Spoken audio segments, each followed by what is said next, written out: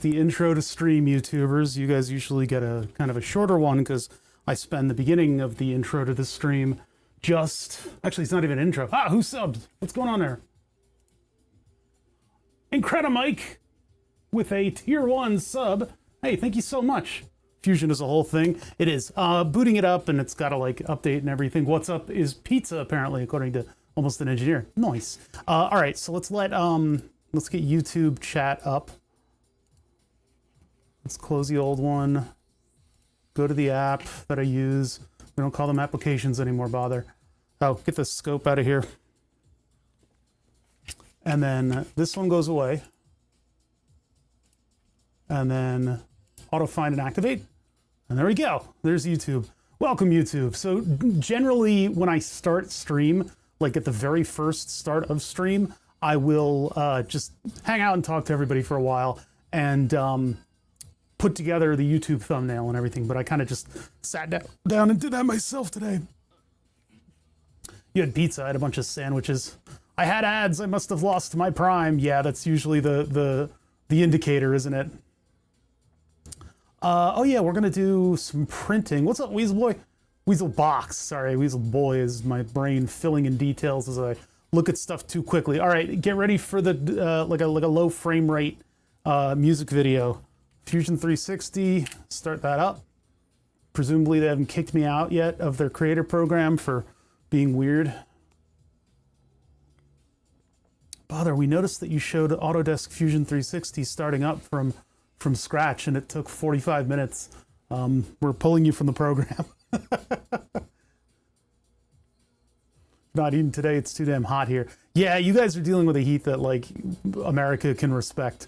It's pretty abnormal, and it's pretty obnoxious for you guys to get that much heat. None of y'all have air conditioners.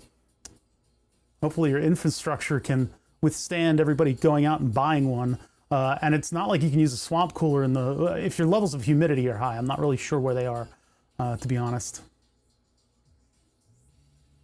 Why is it cut off at the top? Wait a minute. Is it cut off?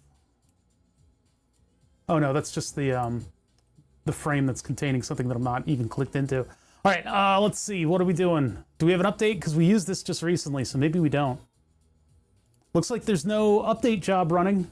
That's the stuff up in this corner that you guys can't see. It was 34 degrees C in my warehouse yesterday. I was melting. So they make these things called big ass fans. They're kind of awesome. And no, YouTube, that's a company name. That's a company who probably has advertisements on your site. So if I say their name, it's not me uttering a curse word at the beginning of a video, okay? Okay, okay, okay. Are we square? Are we cool? Are we cool? Are we cool? Are we cool? Are we cool? We better be cool, Google. Anyway, yeah, big ass fans. They're kind of neat because they have a small motor, a geared motor that goes to a huge fan blade for like, and they show them in not warehouses, but they're really kind of for warehouses. Oh, it looks like they've gone to a hub motor. They've gone over to a hub motor, but basically for things like a giant warehouse, it'll just create a bunch of air movement from just an enormous set of fan blades. They're pretty awesome actually at lowering the temperatures, but you know, obviously people can sweat, robots can't. So if you get above the temperature where the robots will function, your bosses might actually invest in a fan. But until then, it's heat stroke and death. So please stay hydrated. Please stay hydrated because your life is like the last thing on the list of considerations of accommodations that an employer will make. It's crazy. It's crazy. I asked my boss for one. She didn't believe they existed, but alas, not allowed it. Who's not allowing it, right? It's like there have to be, I don't know what exists overseas, but there has to be some kind of a safety regulation. It's like at the point where your employees are literally like their lives are on the line. It drives me nuts. That whole structure drives me crazy. Yeah. Clarence Wiggleheimer. Hey. I need to get some fans or a mini spit for my garage. Yeah. Just a little bit of air movement. That's what I have. Actually, I need to kick my fan. It's in slightly the wrong position. But yeah, this stuff drives me nuts. It's like, I don't know. You gotta prep for these things. But they never do. They always let people die first. And then they go, ooh, sorry, oopsie whoopsie, our bad. And it's like, come on. Like, come on. Where's the humanity? All right, let's see here. I have a bum knee because I slept on it sideways. I don't know what the hell I did. I slept on my friggin' knee sideways, and now it's just pain. It's just pain. I'll get over myself eventually. It's not so bad on the stools because I can like dangle my leg. I can just let it kind of dangly over here, and that feels a little better. Hey, Lolin. So what we're doing is right now I just kind of shoot the crap with my chat here, talking about random stuff. We're not really focused on the project of the stream, so I haven't technically started yet, which is why start soon animation is right there. This bothers people. People don't know what that is. And they go, if your stream is started, why is your stream starting soon? I am so smart and awesome that I have helped you, streamer, by asking about the animations that are present on your stream, because I know you may not be aware, like some game streamers who use only one monitor and then don't have a video broadcast monitor of any kind other than their OBS window, which will then be behind something. I can help you with your broadcast, and I'm not one of those streamers. I am hyper aware of everything that's going on and exactly what I am outputting from my stream. Streamers have given other streamers a bad rap. I know exactly what I'm broadcasting. I use that screen constantly. That's my only view through the microscope. Ah, and my camera's all loose. You guys made me loosen my camera. All you hypothetical strawmen from YouTube asking about stuff that you're not. I have to put live stream in the title of YouTube because YouTube viewers are not used to a live stream and the concepts behind. And then for Twitch, I have to explain stream starts soon, because every single stream, somebody will come in and go, I've saved you, streamer. I've saved you from having something on your screen that you don't know is on your screen, even though you do. A big red circle. I didn't include a big red circle, but I do have a red arrow in the title, which is kind of just cheap. So we're opening up the module test. Why are these parts in here? Those shouldn't be in there. I need to organize this stuff. It's crazy. I need a folder that's just for all of the little things that I've downloaded from, basically a GrabCAD folder. I do need a new 3mm LED. I really dislike that model, but at least it has sort of the bounding lines that I can sort of project into my sketches. 9 hours estimated to 1. I've had 1 or 2 streams in the background because, I mean, like, Deltarune came out, so there's like several streams that I really enjoy watching with it. But like everybody that I enjoy watching was broadcasting last night, and they were all very interesting streams. I had to go into a couple VODs to kind of rewatch stuff, but that meant I had like 2 or 3 Twitch tabs open, and my computer was screaming. And my computer is, you know, we built it 3 years ago, 3 years, I think, maybe 2 years ago at least. And it's a 5950 and a 6900 XT. It's like perfectly capable hardware. And it's water cooled, but it was like spooling up and down. And it's 680mm fans on that thing. We need to redesign. We need to redesign it. I've got the parts. I've done a little bit of 3D printing to use 200mm fans on the radiators that I already own. What I really wanted to use was we have these register fans for upstairs so that air circulates in the house. Again, circulating air, only just a little bit, is enough to keep everything fresh and cool. But these register fans were like $80 each. And they've worked for 2 years, 3 years, solid. No, well, the one in my room doesn't get a break. And it's just been on. Beautifully engineered thing. It's like a blower motor that's inside of the duct. So you need to have like space for it. But if you do, it just makes the sound of whooshing air. I wish I could use those on the computer with some of those three-phase motors to run it quietly. That would be really, really awesome to do. But I'm not spending $80 on a fan. I mean, spend $80 on takeout these days. So maybe maybe $80 on a fan is not that big of a trade. But then I'm going to immediately modify it, so no, I shouldn't. But it would be so nice to have one of those long impeller, like long squirrel cages going into my long radiators and being able to move enough air to really do some good cooling. But then that would make a lot of air whooshing noises, so that again would be something that I'd want to kick into a closet. What the? Almost an engineer with Prime for 29 months. Thank the maker. Thank you so much for subbing. I really appreciate that. Yeah, Clarence Wiggleheimer is dealing with heat. Almost an engineer is dealing with heat. Everybody's dealing with heat. It's getting hot out. We have central air. We just got a new system like 2 years ago, so everything's still good here. And I'm not in England, so it's not as hot. It's been in like the 80s, which is again, this is why I want a bot to go through the captions, to have a live translator for temperatures. So if I say it's 80 degrees Fahrenheit, 26.67 C will pop up on the screen, just like a text box going boop and then going away quickly. I think that would be really cool to have. One of these days I'll figure it out, and it's got to be local on this machine, because I'm not gonna introduce weird streamer tools in and have their little pop-up ads and shit. We're gonna look like the internet. I was gonna say internet like 2.0, but I mean we're back. The internet's just as freaking obnoxious these days as it used to be with pop-ups. Just out of curiosity, you don't have to answer. Okay. All right, so we're looking to open up this over here. Now, what are you asking? Do you get more for a Prime sub or a regular sub? I get the exact same amount. It may cost you nothing. You have the Amazon Prime, which is, there's no free lunch. So you're obviously paying for that Prime sub. But that Prime sub, in my eyes, same exact thing. It's the same payout for both. The benefits are the same for you. It's just that it comes with the other thing. So yeah. My real dealing with heat is figuring out why the Nest thermostat in the house we bought sets itself for 76 degrees every night.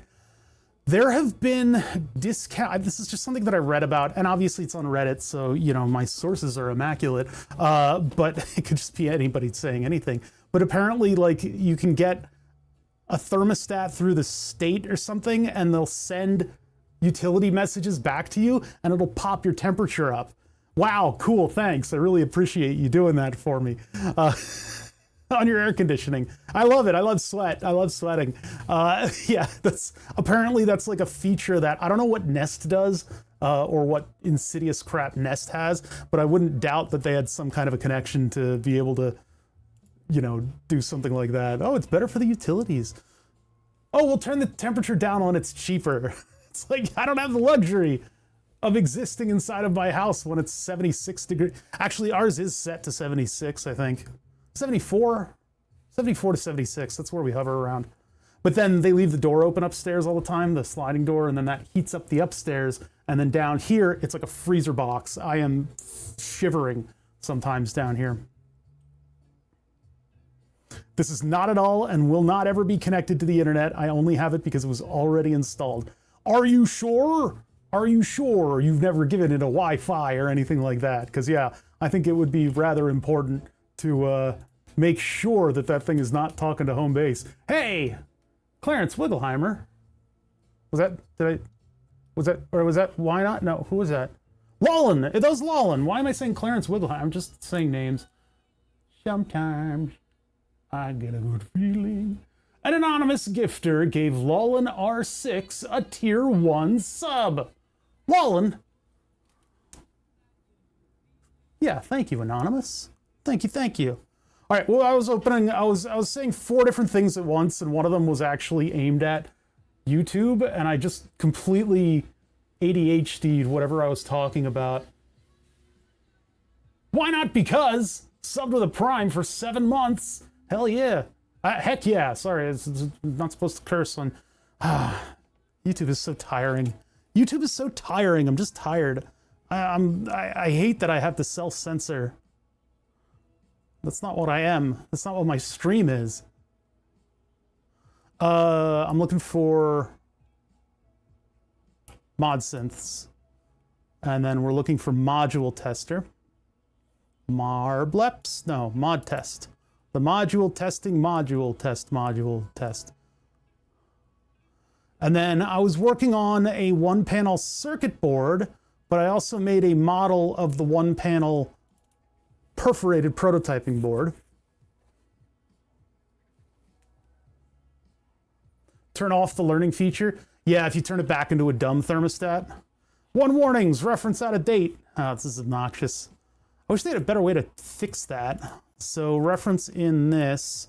And so what happens is whatever feature you've referenced it off of, if that changes, sometimes it loses the reference. And this is what we were dealing with last time. So I'm going to wait to fix this because I know how to fix this now.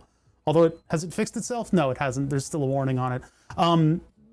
It'll kind of make assumptions and do all kinds of weird stuff. Oh, look, this one uses the one with the panel cut. The ThonkeyCon connector suggests that you have a hole in the panel, or at least not have a solder layer in this circle here.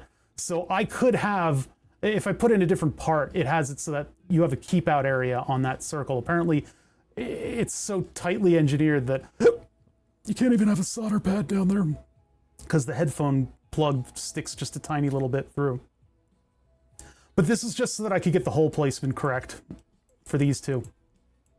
We're going to need to engineer a standoff here. And then like another standoff. Probably, I don't know if I'll put a screw through the front. Maybe I will, because it's going to have to hold everybody up. And we're going to have 2 more big panels that come off of this thing. So yeah, there's going to be a little bit of engineering today in AutoCAD. A lot of this stuff is going to have to happen in AutoCAD. I'm still waiting on a couple parts anyway, so. The boy asked me for some crocodile clips and a speaker yesterday, and his mom for a BBC microbit. Ooh, what's the microbit? Hold on. I promise you I will not make the joke that everybody else is making in their head already.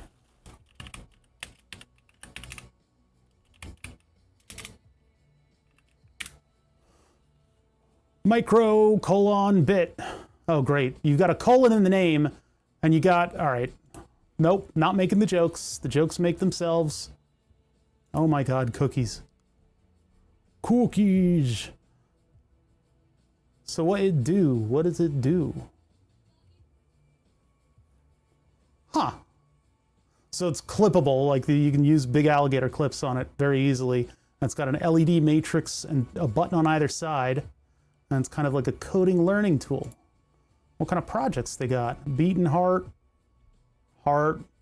animated aminals, emotion badge. Cool, neat stuff. Sounds like fun. And so it's using Scratch, or yeah, it looks like it primarily uses Scratch, which is a building blocks kind of way of programming, which is a neat way to think about it. And hopefully it leads well into structured programming forms or whatever programs are going to be when the kids grow up. Programming is going to look a little different when the kids grow up. Cool, good stuff. Looks like fun. So it'll still use the learning engine even if it's not connected to the internet. But I think you can go in there and turn it off, right? Yeah, people have...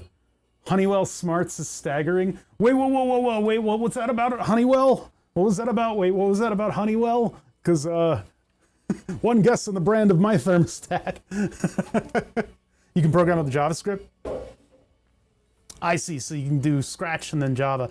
I don't know how JS is on microcontrollers. I never used it. Pretty much every time I use microcontrollers, you're looking at the breadth of my skill programming microcontrollers, which is Arduino stuff. Anything Arduino-y is, that's what I know. And I'm kind of stuck to it, even though engineers are supposed to be malleable, supposed to be able to program and all kinds of stuff. Java scripting and Java, 2 separate things. I should know them all. Python, Ruby on Rails, all that stuff. MicroPython I've not messed with, but Python is neat. Eventually the brain kind of gets up to snuff in Python, and you start thinking in the way the loops are structured for Python. Kind of cool. But yeah, definitely a cool thing. That's one of those things where if the kid's interested, they know if they ask their parents, they're just going to get it for them, because why would you discourage your kid from learning such an awesome skill? Like, kid, you can't do that. That's just going to lead you into being a programmer, and you'll be miserable. Takes another drag from cigarette.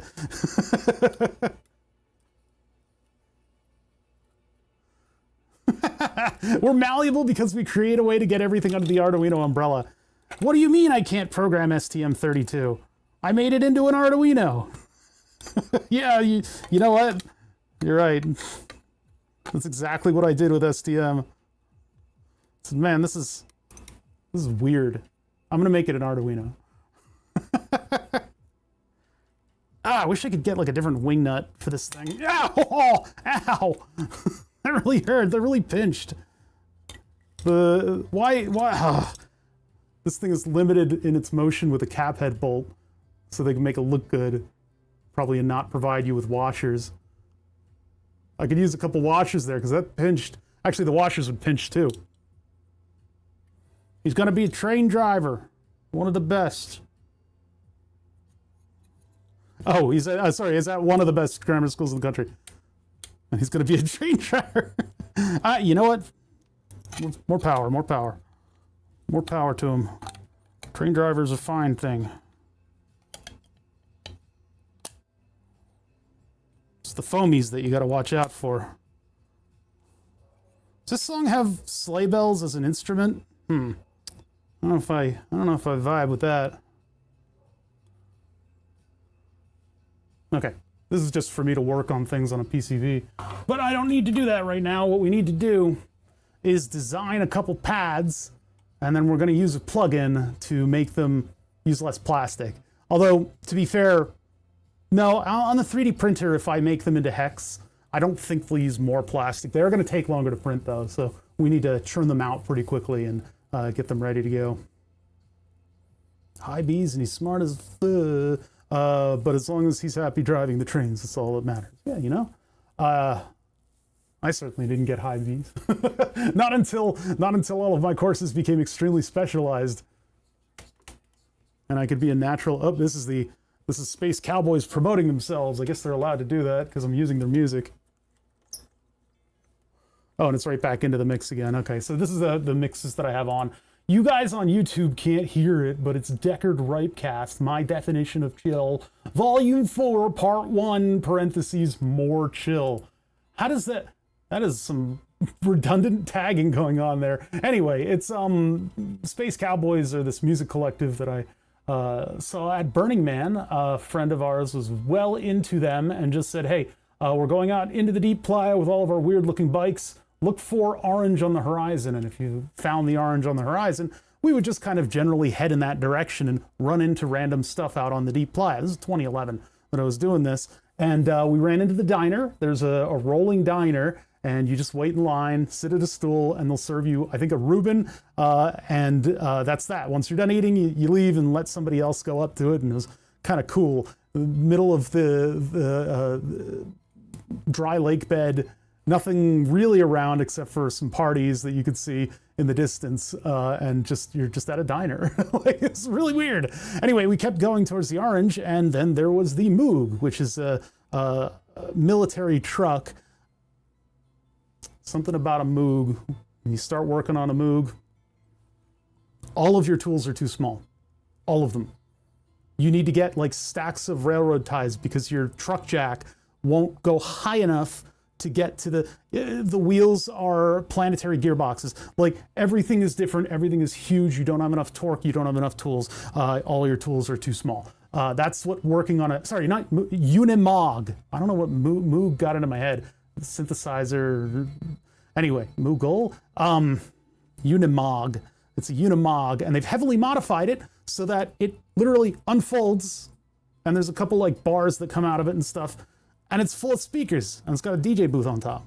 So that was Space Cowboys, and so they're a music collective. They put out these webcasts, these ripecasts on SoundCloud. It's good mix. It's like a good mix. I don't know if it's modern music anymore. was modern when I listened to it. It's probably classics now. But it's sort of, you know, tech house, which has several instruments in it at once. And it makes nice little wallpaper music for me to put in the background of the beginning of stream. I use it a lot. That early 2000s Dreamcast era drum and bass, I do like using a lot, but I've used it the past like 5 streams, so I'm going to use this a couple times. I'd love a Reuben right now. I'm a little hyperglycemic, so I really don't want to think about food. Yeah, ooh, geez, 250. My bill of health was really good. It's just I had a lot of carbs for lunch. It was leftovers.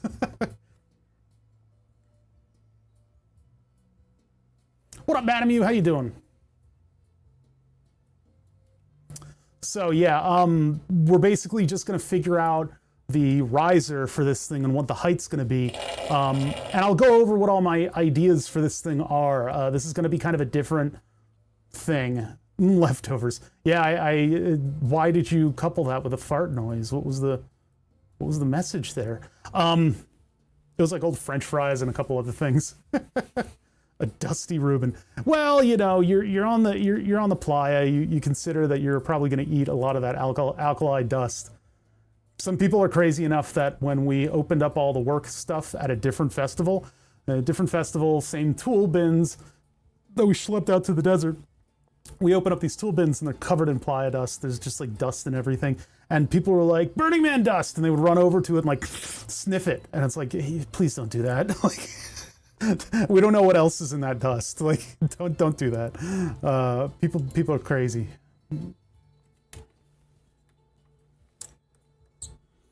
Don't you have to fart after a good meal? No, you should talk to a doctor. I love this song. This is Orbital the Box, but it's not the box that everybody knows.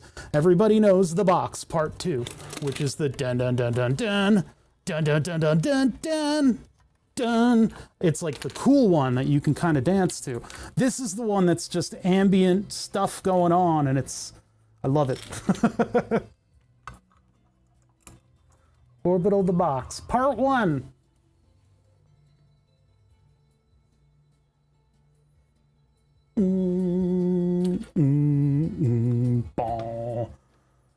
Okay, yeah, we got our work cut out for us. The second thing that I want to do is once I get those things printed, I want to size out where everything's going on this, because this is going to be wire wrap. But I'll explain that probably in a minute. Tabun. What did the month go? Why? I'm not that popular. Hey, you guys are going to trigger like some kind of a train of some kind. Some kind of some. Practically a whole year, 82 months. Yeah, that's almost a year. That's amazing. Wow, thank you so much for the sub. I really appreciate that.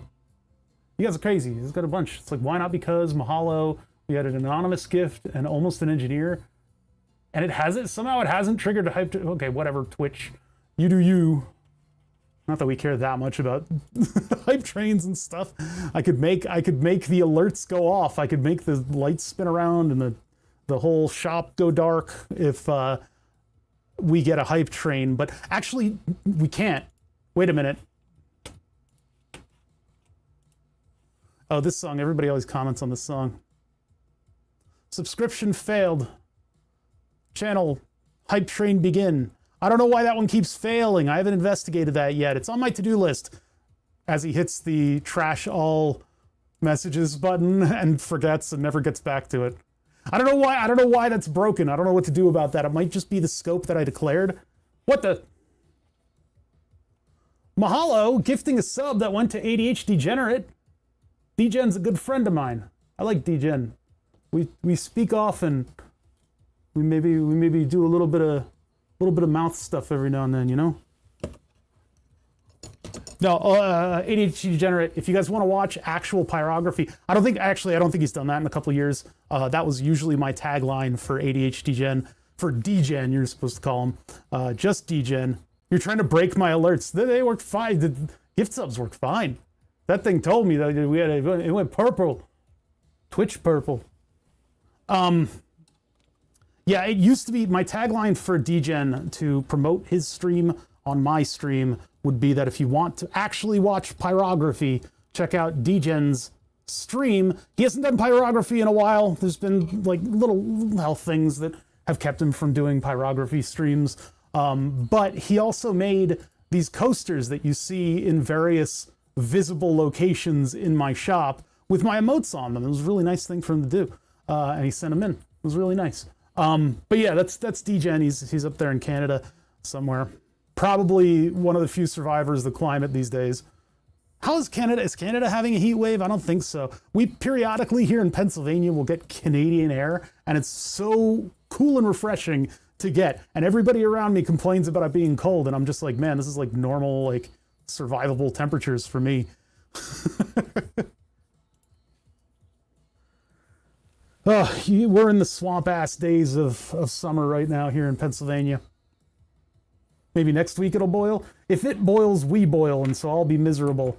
I'm a cold weather. I should probably just move to Alaska and get paid to live. Live to get paid, paid to live. What is that? Dan Bono's dump truck, DF Wave, which has somehow been flagged by auto moderator. It took me a minute to see what that window was asking, but it's literally like nothing. It's just like an alien and some other. The Southwest heat plume is headed here over the weekend. That sounds miserable. I'll allow it. These are just emotes. Oh, you know what it is? It's the Resident Sleeper. Resident Sleeper for my stream is a little bit toxic. It's a little too toxic for my stream. I don't want people to say, Bother, your content is making me fall asleep, because then that just means, it's not for you. Because I do stuff that's a little cerebral sometimes. I'm not just shouting at chat and, getting my fingers pinched in a vice. The things we do can sometimes be boring. And so Resident Sleeper I don't want it. I don't want it here because that'll get under my skin in a way that I don't want people to get under my skin. And when that happens, I get really rude. So I don't want to be like that. I would rather you guys just needle me in the normal way, and it's more fun. I hate the heat. Yeah, man. If I fall asleep during your stream, it's because I'm sleepy, not because of the content. Well, I appreciate that, but that doesn't change other people, because I've been appropriately, as a streamer, nettled by such comments in the past. So I don't want it. Ow. Robot arm. Ow.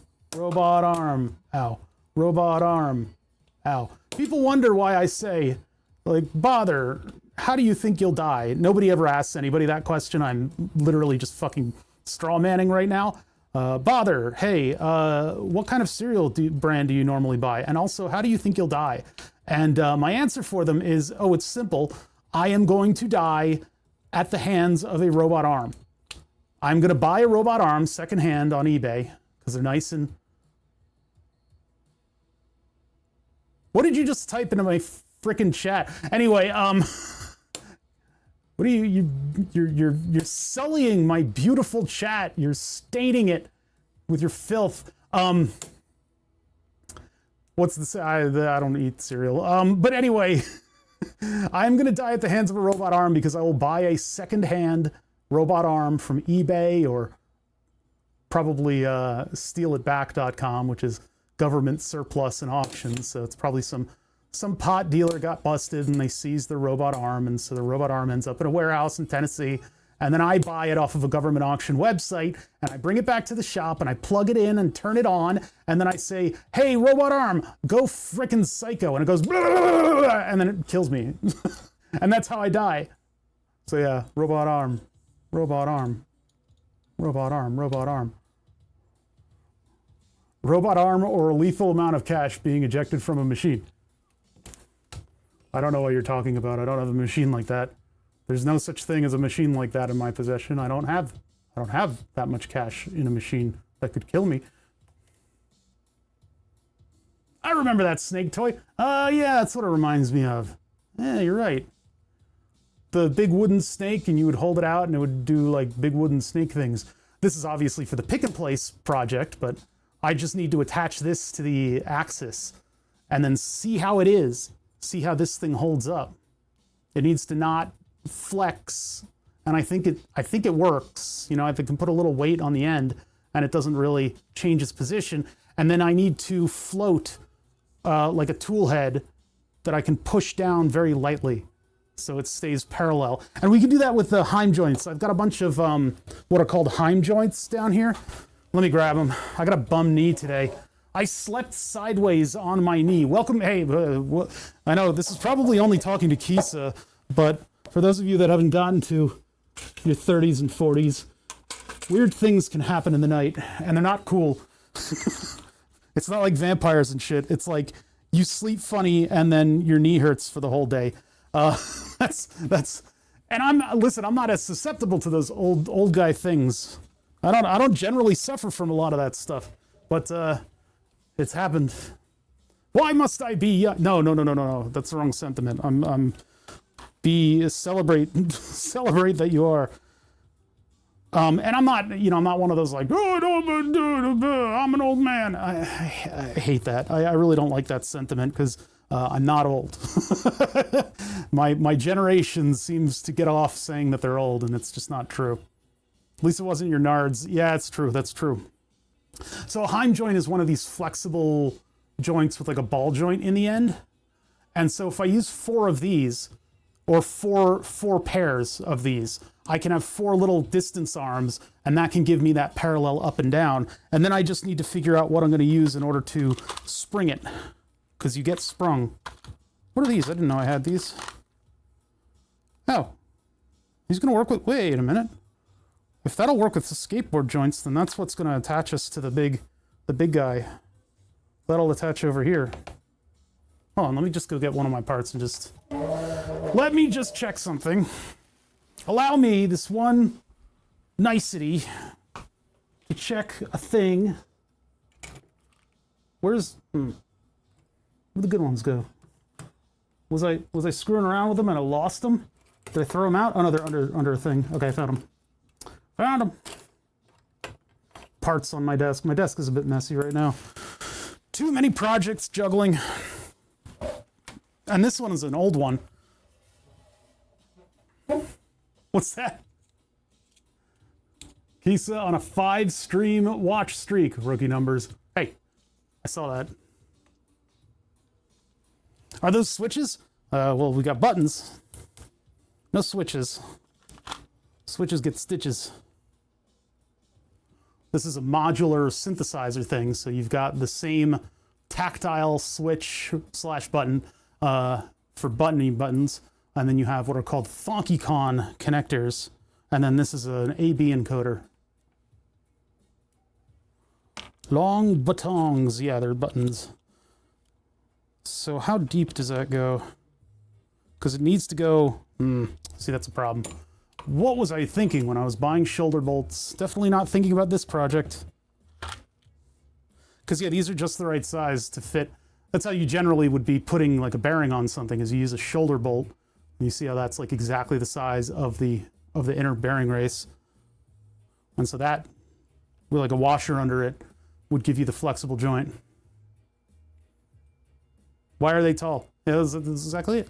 And then I would be able to put like a collar on this that would space it that far, and then that could bolt directly into our bed, but it doesn't look like that's going to be the case.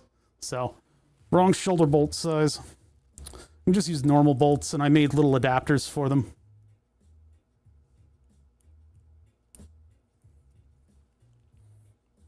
Yeah, I don't know what the original concept for these were. They ended up in a drawer, and that's that. So I got 2 ends of this thing that I got to figure out now that this is approved, these things, is the tool head and then the connection to the wrist rest. Because as you move that thing around, this has to move with us, and then I need the up and down springy thing. But that's going along. I mean, it's coming along. Like, not a lot that I can... Well, no, that's going to be all heim joints. It would be the one... Actually, I think this would be the end, because all we need is it to go horizontally and then do this. So it just needs to get to wherever my hand is. This probably needs to be shorter. This probably needs to be shorter. I probably just zip one of these in half and then use the one here and then the other one there. And then they're much shorter arms, because this is, if my wrist is here, the tool's gone. So a fidget spinner. And look at me. You can't tell me no. School is miserable for me with ADHD, actually, so I shouldn't make fun of the kids with their fidget spinners. My brother really could have used a fidget spinner. He would always use my phone. I had a phone in my room in high school. Can you believe it? What a cretin. Anyway, he would always, like, he'd come home from college and then use my phone, and everything on my desk would be rearranged, and sometimes stuff would be missing. He really needed a fidget spinner to keep him busy while on the phone and not screwing with my crap. That always happened. All right, anyway, let's get started here. I'm gonna get started. I'm gonna lose all of my YouTubers because they don't know what it's like to hang out ahead of stream. My God, the horror. Anyway, hello Twitch, hello YouTube. We're gonna be working on the module testing module, obviously, because that's what I've been working on. I don't have 7 or 8 other projects that I really need to be working on and have for some reason pivoted on. Where do you get that idea? Why'd you have that impression of me that I would be hopping around with projects? Okay, so we brought back out, just for a brief little stint, the module testing module. And I was like, the state of this thing is kind of unacceptable. It's covered in dust. It's got a voltage regulator sitting out the top of it, and the buttons are all broken, so I can't really use it anymore. And so I went to myself, I says, hey me, why are you like this? And I don't know why I'm like this. But basically what I need to do is finish the module tester module. And by finish, I mean kind of more or less put together all of the hardware that I envision this thing as having, because that way I will have a centralized test station for all of my modularly needs. The module testing module does a couple things that are fairly complicated, but they're pretty easy hardware-wise. This thing is responsible for making frequencies, measuring frequencies, making gated pulses, measuring gated pulses, what else? And doing like LFO stuff, right? Because that way, when I initially build a module, I can hook it up to like a pulse, a sine wave, and like a gate, or like an LFO wave and a sine wave. I can hook it up to those things and then see if the components on that module that I just built work. In order to do all that, I've come up with kind of a series of circuits, 6 of the same circuit, but I'm going to put a mux in there so that I can have 2 channels of input and the rest of them are outputs. And if I organize that right on the screen, then I can have everything that I need all in one screen. I can have all of the different displays, and I can get to them with an AB encoder. In order to power that, I'm going to need to use a Teensy 4.0. 4.2, what are they called? What are the numbers anymore on these things? He changed them. Anyway, the big one because it's got about 70 billion IO, as you can see here. So this thing will more than be enough. I mean, this is like way more than is required to run the screen. It'll run the IO, and it'll use I2S. I2S is like integrated circuit communications, a digital protocol that uses 2 wires in order to communicate with all of your stuff. And it does it very quickly because it's got 2 wires to use. I2S is the audio equivalent of that signal. It's a little different. It works a little differently than I2C, but I2S is sort of the one of the standard protocols that you can use for this sort of thing. So I have these I2S, whatever they are, breakout boards, and you can have multiple. You can have, I think, 4 or 5. You can have more than one I2S device coming from a Teensy using the audio tools from Paul Stoffrigan. They're kind of these neat visual routing tools that you can use to sort of set up your program for audio in the Teensy. Now, I mean, all things considered, I could probably use a Pico Pi or something similar to that. I just have the Teensy 4 point whatever that I want to put into this thing. So just do your best. Well, you know, we're certainly not going to be loading this thing up with more code than it can handle. this thing can take an SD card and do all kinds of other crazy things. So I don't know. I mean, maybe someday. Where did the insulin and mayo packet emotes come from? I put them in. I just looked them up on whatever it's called, whatever the Twitch extender thing was. Not Frankerface, was the other one. Anyway, I had a drawer that was full of these VFD displays. So this VFD from Noritake Noratakitron, it's awesome. I mean, these things are worth hundreds. All right, these things are worth hundreds of dollars. They're awesome. They do a really good job. They look cool. Mostly I'm using it just because it looks cool. I could use an LCD and probably use like an image LCD and make like a really cool interface that has lots of pixels and stuff. I mean, I'm even using an OLED on this one that would look, you know, cool on this. But I've decided to use the giant VFD just because it looks cool. Alternatively, I have had other ideas for this. If this doesn't really work, I was thinking I could do 6 vertical OLEDs, those little narrow ones. I could put 6 of them vertically and have those have all the information for what the channels are set to do. But then that would make viewing a sort of a sine wave a little bit more difficult. So I'm going to keep trucking with what I've got. What we need to do, and it is, so here's the idea behind it. The idea behind it is that I have a mux. So everything is working at plus minus 10 volts that interfaces with the outside world. That's just Eurorack. That's how Eurorack works. I've got 6 plugs on the front, and I can configure each channel to do whatever I want. 6 inputs, I could, you know, all things considered, I could maybe put the analog channels directly into analogs on the Teensy.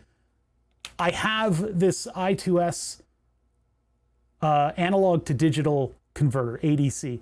This is DACs, ADCs. This would need to go, it would need to first go to a circuit that has a negative 10 volt reference, because that moves it on the number line down, right? And so everything is plus minus negative 10 volts, or rather everything is just shifted by negative 10 volts. And then when it goes through the inverting amplifier, it becomes 0 to 3 volts, 0 to 3.3 volts. So you make 10 volts into 3 volts, and then you would send it into this thing, and then this thing would, or 1 volt, I think, for audio. That would need to be a different transfer function. But anyway, the point is you scale it down, and then you put it into your digital electronics so that your $30 microcontroller does not get exposed to voltages that'll blow it up. So there's 2 sides of this. There's like the digital side that's all low voltage, and then there's the Eurorack side, which is all higher voltages, and then we've got these negative 10 references that I would like to be able to route into the input circuits in order to calibrate. Each of these channels I want to have do whatever I want. If I want to have inputs on the channels, I can configure them to inputs. If I use this, I only get 2 channels of input, which I think is all I2S can handle. If I can go directly into the chip, I could have all of these be their own, and that's maybe what I want to do. I don't know what the advantage of using this is. Maybe fewer cycles of the processor in order to process what's coming in, but we've got a 600 megahertz chip here. Like, that's unfathomable amounts of computing power for your average microcontroller enthusiast. So maybe I do want to just use the analogs on this, because that way I can have the mux, but the thing I need the mux for is to switch that negative 10 volts onto the channel. So I can output onto the channel, read it back in analog, and determine if what I think I'm getting in is what I'm actually putting out if I reference an external controlled voltage. So I send a 10 volts into that system and cut off the sending, cut off this guy, cut that off, send the thing out, read it on the analog, scale it so that negative 10 is negative 10. Then I can output from this and measure it against that and tune everything up. And I think I also have a positive 10 volt thing as well. So with a mux that can switch through 2 or 3 ways, I'm gonna have to see what I have. I can then turn it to one thing, turn it to the other, blah, blah, blah. I can have it basically twist all those knobs on its own, and then I can make each channel do whatever I want. Am I going to need every channel to do what I want? No, 2 inputs is probably enough. But I want to set up the hardware as malleable as possible because I don't want to have to think about every contingency. I just want to know that I can do everything on every channel so that if I get mad at myself, I said, well, I gave you the tools to succeed. This sounds really complex and mostly built. No, there's not nothing, there's nothing built. The thing is, I've got to wrap this all up in a nice bow. The tester base unit is all of the like the weird external stuff like USB power, MIDI. I guess I'm gonna have to put a MIDI slot on this thing somewhere and eventually, you know, do the optical isolator and all that stuff. What we're doing today and what we're doing with #AutoCAD is we are going to design plates that go on the back end here, because this is going to be the screen stuff and the button stuff, and then suspended on top of that will be just an open plate, and then suspended on that will be another open plate. And the open plates are so that I can mount these modules. I can basically take double-sided tape, double-sided foam tape, put all this stuff out and organized, and have headers on them facing up. And with the up-facing headers, I can then take wire wrap wire and wrap wires around the ends of the headers and wire this thing up like a control cabinet for like a robot. Basically what that means is that I'll just have all of this stuff sitting out and in their own little areas. And the reason we do modular is in case anything fails, that doesn't mean, you know, we don't have to desolder a bunch of stuff. All I'll have to do is remove the module, address what's broken, you know, take the thing out, put a new one in, put the module back. That's it. That's all we need to do. So that's the idea behind this thing. And with any luck, the VFD will be able to keep up with the visual stuff that we want it to do, because that'll be the coolest looking thing and it's the least kind of replaceable thing, but I guess I can always go around to it. I have a little bit of experience doing the OLED displays with this one. This one has kind of a nice, it's got like bounding boxes around the different display things, but the thing about VFDs is they've got a bit of a delay in it because it's a phosphorescent process. So displaying like a scope readout might be a little bit messier than if I did it with the OLEDs, but we'll just have to see. First things first, I want to make those two plates that mount to this thing. And so we need to have a particular height on that. Now these do use I2C, but I think the one that I have is not compatible with that. JRB, yeah, we're using connector 2, and then that's a different one, read write. But this thing needs a pretty large power pin. So instead, oh, and there's the typical LCD, character LCD, but this doesn't use characters. We've got a particular data sheet for this thing too. It's kind of like an enigmatic display. It's a 7003 series, but it's a little different for the 7003. It's like, yeah, the 04G50. I remember this because we've looked it up a couple times. Noratakitron makes some really, really cool VFD displays. They're really nice looking. They're good for stuff like audio stuff because, I don't know, audio people being more concerned about looks than anything else. I don't know. Anyway, the point is we've got to clearance these headers and the regular 0.1 inch headers on both of the plates. So, I mean, standoffs, I can change the size of standoffs, but we just need to have a relative idea of how tall these things are going to be. I guess I'll just use, oh no, that uses a different kind of headers. I'm not going to use the rounded pins because I'm using wire wraps. Wire wrap wires rely on square pins so that when you're wrapping the wire around them, they kind of crush that thin corner down and make a better connection. It creates a cold weld. Once I have the other plates for this, I can start to lay modules down on it and see how big this thing is. There's essentially going to be a power supply that turns the 12 volts into, well, actually, it's going to distribute the 12 volts, but then it also needs to make 3 volts for the microcontrollers. Like, this will probably need to get its own supply. This needs to get 5 volts, so I'll also need it to make 5 volts out of the 12 volts, and I'm not going to use the 5 volt rail. A lot of Eurorack stuff has that 5 volt rail, but not a lot of Eurorack uses the 5 volt rail. So I don't know why they included it at all in the specification, but I guess it's just sort of a layover of older technology. So no 5 volt rail. We're going to use plus minus 12, and then I can use an LM1117 to make 3 and 5 volts. This thing uses a lot of current. I think it's like 300 to 700 milliamps. So that's like its own 1117. These wires might be a little too thick. I may have to desolder that and put on just like a smaller header. And then I'm going to wire wrap to that. Everything's going to be wire wrapped. This is going to get a bunch of, I've already desoldered a whole circuit on this, but all of this stuff is going to get individual headers that are sticking in this direction so that I can wire wrap to all this and just see it sitting there. And then that'll get an umbilical that'll go to the next layer so that I can take it apart and lay it flat. So we're going to build this thing, doot, and then I'm going to fold it in itself so that it stacks. And then that'll be the module testing module. Hopefully it doesn't collide with anything. It's got a little bit of room. Hopefully it doesn't collide. All right, so that's the idea. Let's make some plates. Yeah, we're gonna doot. It's boots. Wires are just gonna go through hexagonal holes in the plate, and I'll show you guys how I do plates. But first, we're opening up old files, and the thing about Fusion 360 is sometimes you'll open up old files, and those old files will make reference to things that no longer exist.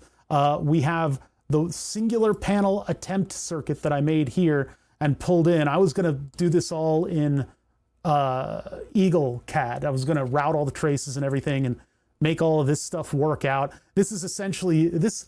Okay, so I'm trying to do what Flatulent Gonad was doing with his stuff, which was to design a perforated prototyping board model that would help me inform where all of my stuff goes. In doing so, I said, this is dumb. Why don't I just make my own PCB and put all of my own electronics on this thing? And then, of course, I got distracted by something. There was a squirrel in the front yard or something. And now I don't have that. So I never worked on the circuit from this level. I'm going to continue on with the perforated prototyping board because I got it sitting right here. And if I wire wrap everything, that means things are easy to see and replace. So if I need to get in here and redo it, I have the whole thing in front of me and it's nice and visual, right? So I guess what I'm going to use are extremely long bolts going through the whole thing and then standoffs. And I could print the standoffs kind of like these, or I can produce the standoffs. That's actually going to get kind of warm, isn't it? With the Noritake screen there and this whole thing blocking. I guess that's okay. And I could also continue this on. I could actually make a pillar that goes up to the next couple layers. Really, I should have something down here. I should have 2 posts out of the corners, but this corner has like no room for me to put a post. So maybe we just suspend it and both of the subsequent boards will just have like a hanging element to it. I guess before we do that, oh my God, there's an airplane like dive bombing outside. Before we do that, I want to make the plate itself. But even before that, I've got a bad reference somewhere in this. And it might just be that the assembly doesn't have anywhere to reference for its position. I don't know what would have changed. Here, it's over here. One reference is out of date. Update reference from the browser using the get latest. One component has newer changes available. Okay, so it's just newer changes. So, where in the world? Here, let me make this full screen so that window isn't, where'd it go? All right. There should be an update external references button. Yeah. Configure, rigid group, enable, release with change order, read only. Where's the update button? That's weird. Oh, is it? Hold on, what's going on here? Newer changes available. Yeah, so that should just be update. Why are you complaining about this? There we go. That's where I'm clicking that thing. No? Okay. It was there, I just didn't see it. Blind streamer. Oh, it's updating. Okay. Clicking that thing up there was what I needed to do. But also, it was probably on that list.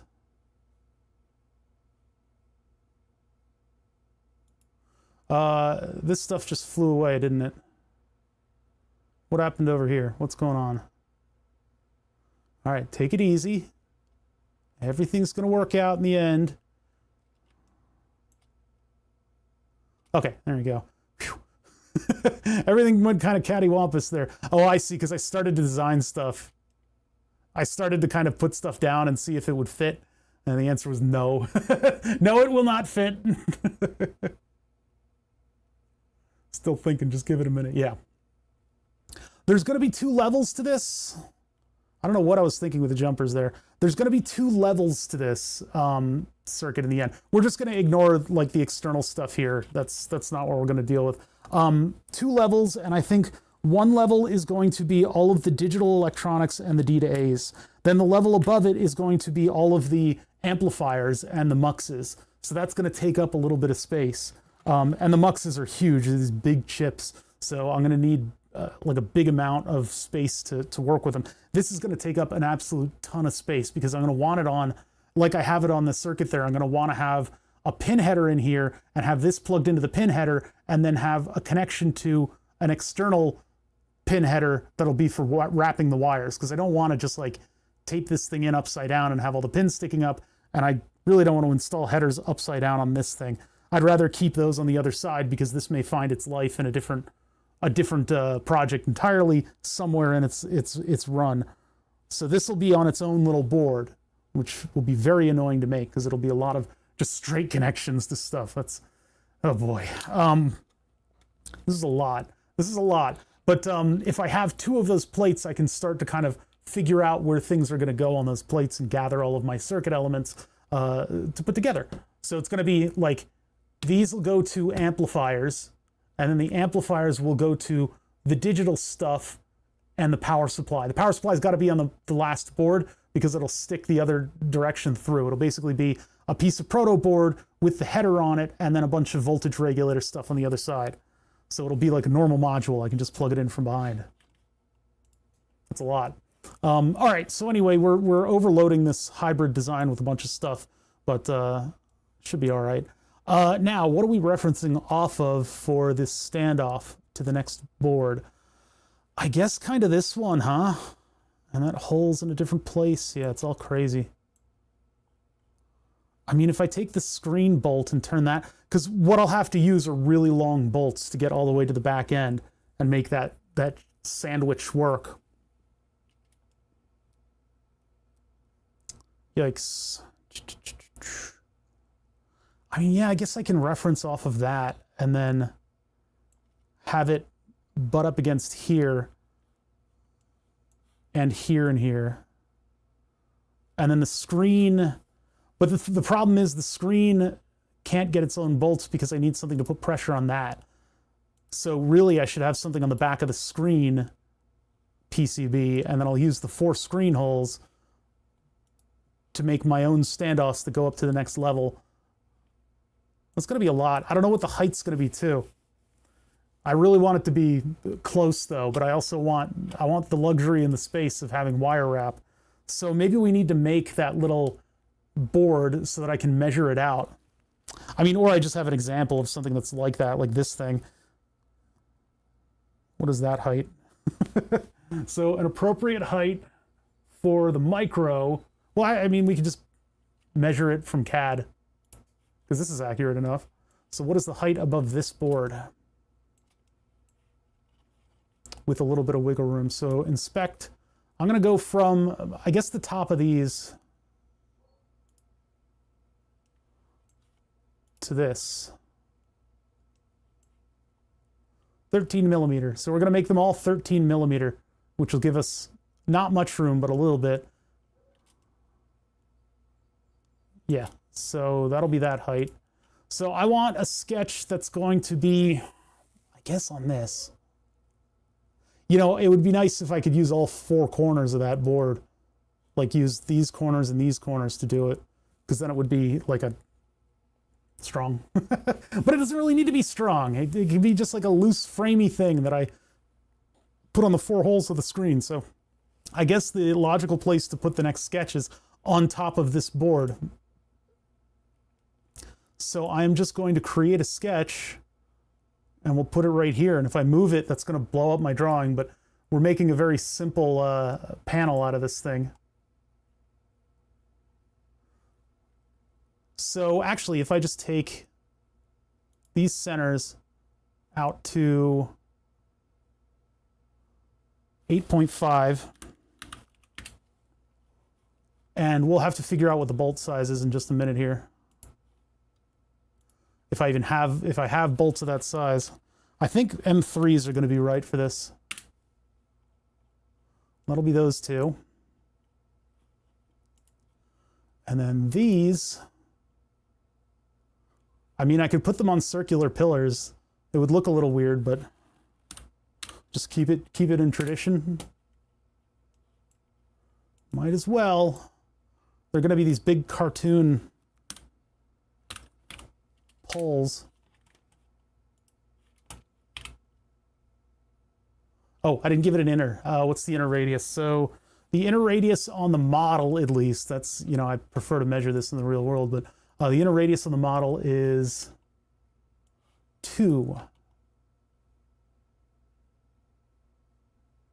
Sulfur. Why'd you, what, huh? Sulfur?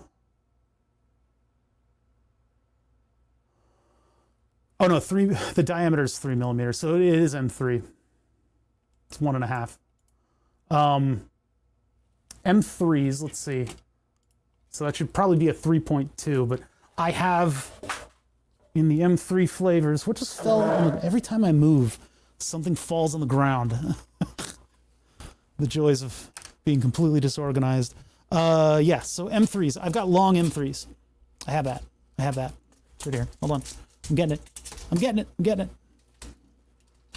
I'm doing it. Okay. Nope, those aren't the long ones. The long ones have been very annoying because I keep grabbing them thinking that they're a different screw kit. Wah! Code Rushed, rating with a party of 6. How you doing, Code Rushed? Setting off my raid alert.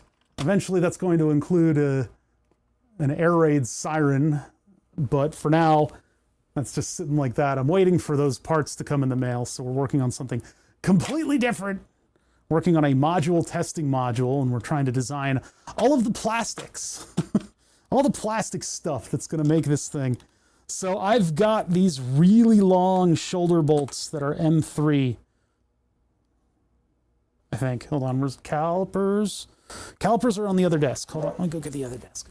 Run over to the other desk. Get this thing. I want to get this print started so that I can figure out how big this thing is going to be if I do this with the method that I'm cooking up. We're going to use wire wrap and a bunch of loose modules. They're not really going to be loose. They're going to be taped down to a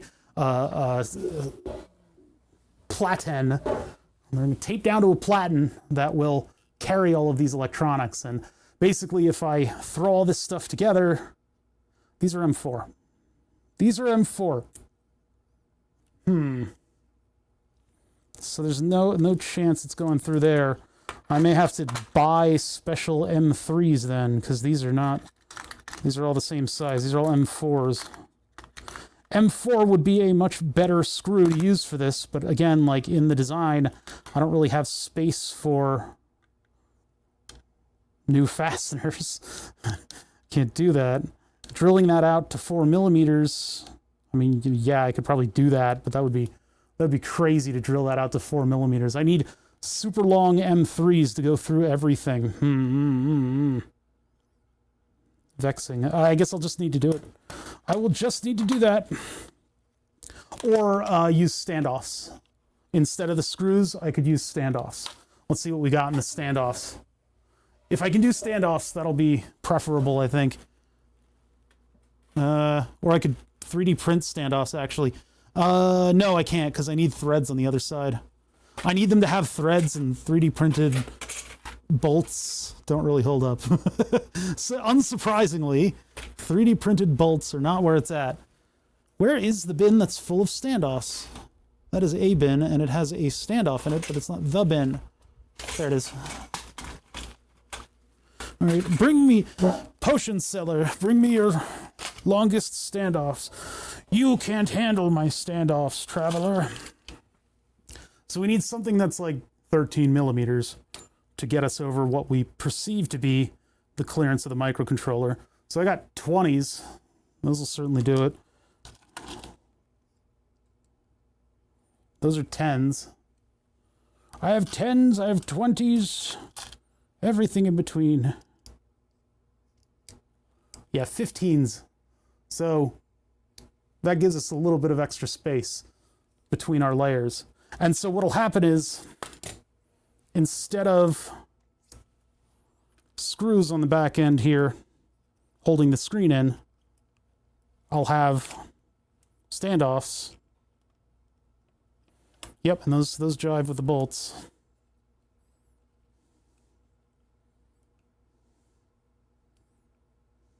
You know, standoffs like that, and then a 3D printed board, and then another standoff, and then a 3D. This is going to be huge. This is going to be rather big. This is not going to be a small device. So all we need to do is produce all weenie, all weenie, all the time. All we need to produce, weenie, is 2 boards. And we can actually use this one. I think that's the right one. Nope. That's why I keep these little like socket drivers, because you can use these to drive standoffs through stuff. Nice and convenient. All right, and then I need 2 more of that size. Luckily 15 is not the one that I'm typically using on things.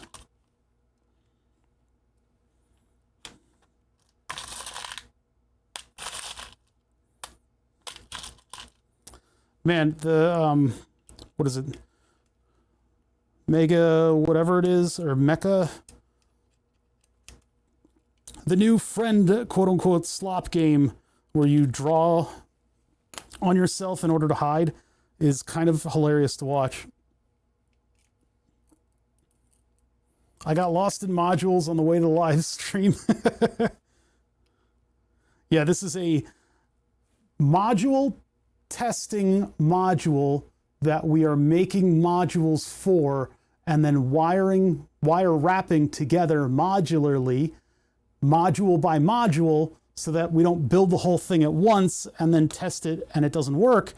We can take individual systems and say, all right, I need to make sure that this individual system works, and now this one, and now this one. So I'm keeping everything kind of spaced out and capable of being tested. Yeah, the title's a bit of a cascade. It's one of those semantic cascades.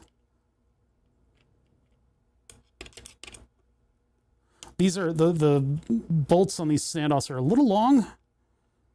The threads are a little long, so it grips pretty hard as I'm putting it in. And this thing wasn't really made to be super gripped. Super grip.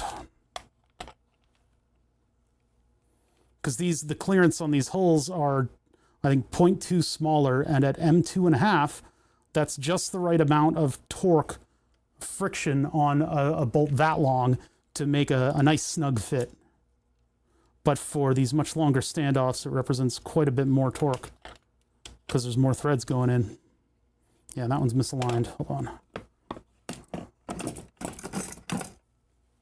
There's like it's sticking a little bit over into this side.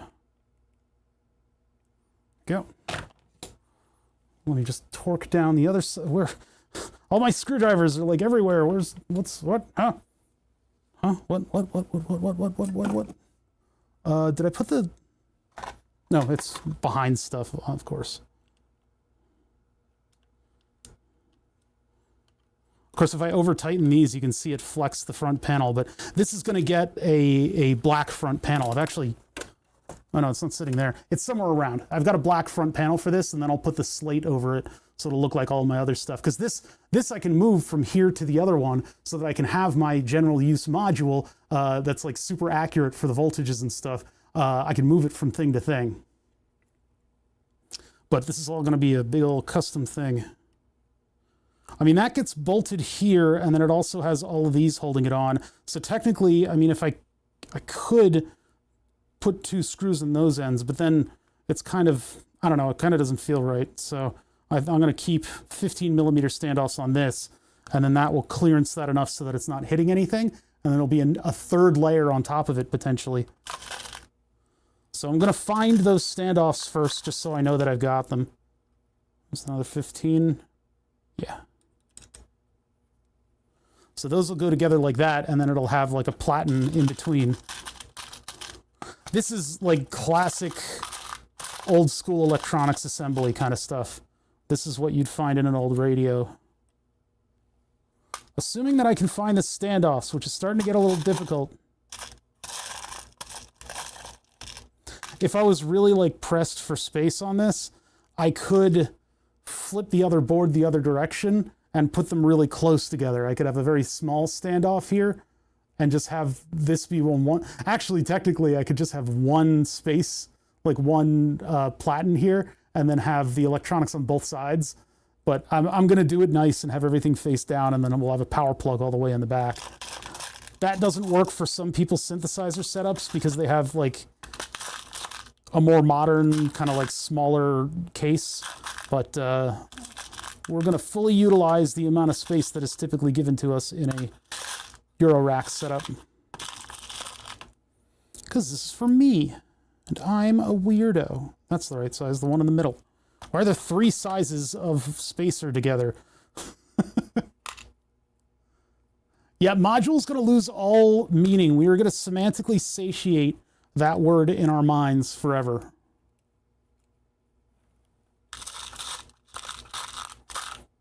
Hey, module. It's not enough syllables. It doesn't work. It doesn't work. It doesn't work. One more to go. I think that's right. So this is right. It says. I'm always like doubting myself because some of these have been like filed down to fit stuff. This will be super duper cool when it's fully done and programmed. Programming it is going to get kind of annoying because there's so many different features that I want, and this microcontroller has an SD card that I could potentially get. So if I really want to store settings, I could store settings for stuff. I don't want to have to do that. All these features that you see in like professional products, I read those features and my eye twitches because I think about what it would take to program and support that. And it's too much. It's too much.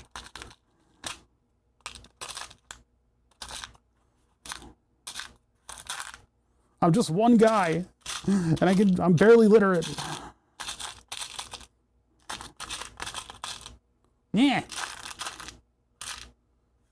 Is this like the last 15 millimeter standoff I'm looking for?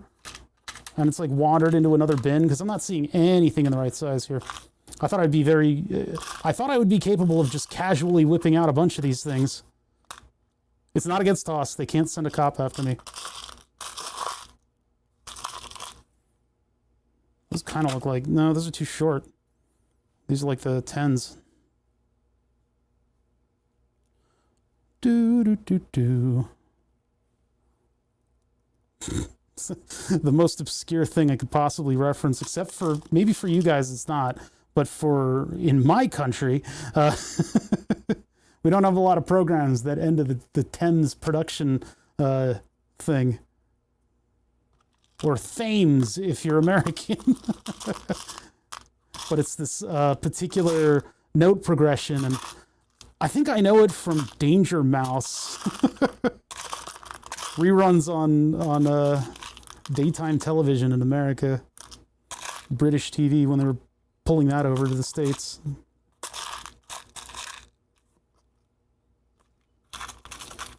That's going to be a 20, isn't it? Oh, it's the last one. The last one. Okay, so now we have these. So with these, I'm less burdened to come up with 3D solids that will fit this bill. How much voltage are those operating at? Well, these are brass standoffs, so 0. But if you're talking about all the Euro rack stuff that's sitting behind me, well, in front of me, and sitting in front of me, things come from behind you.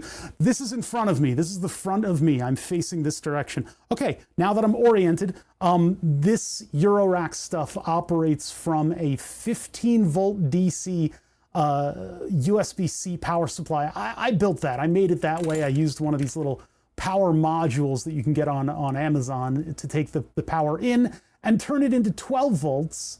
Actually, no, this requests 15 volts from the power supply. And once it gets that 15 volts, we then put it into 3 other power supplies that make the Eurorack standard of power. Actually, it's two other power supplies.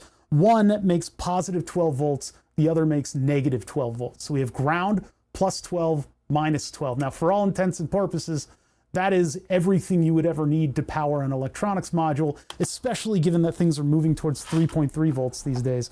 The plus minus 12 is there so that you can make, basically you're shifting your number line around.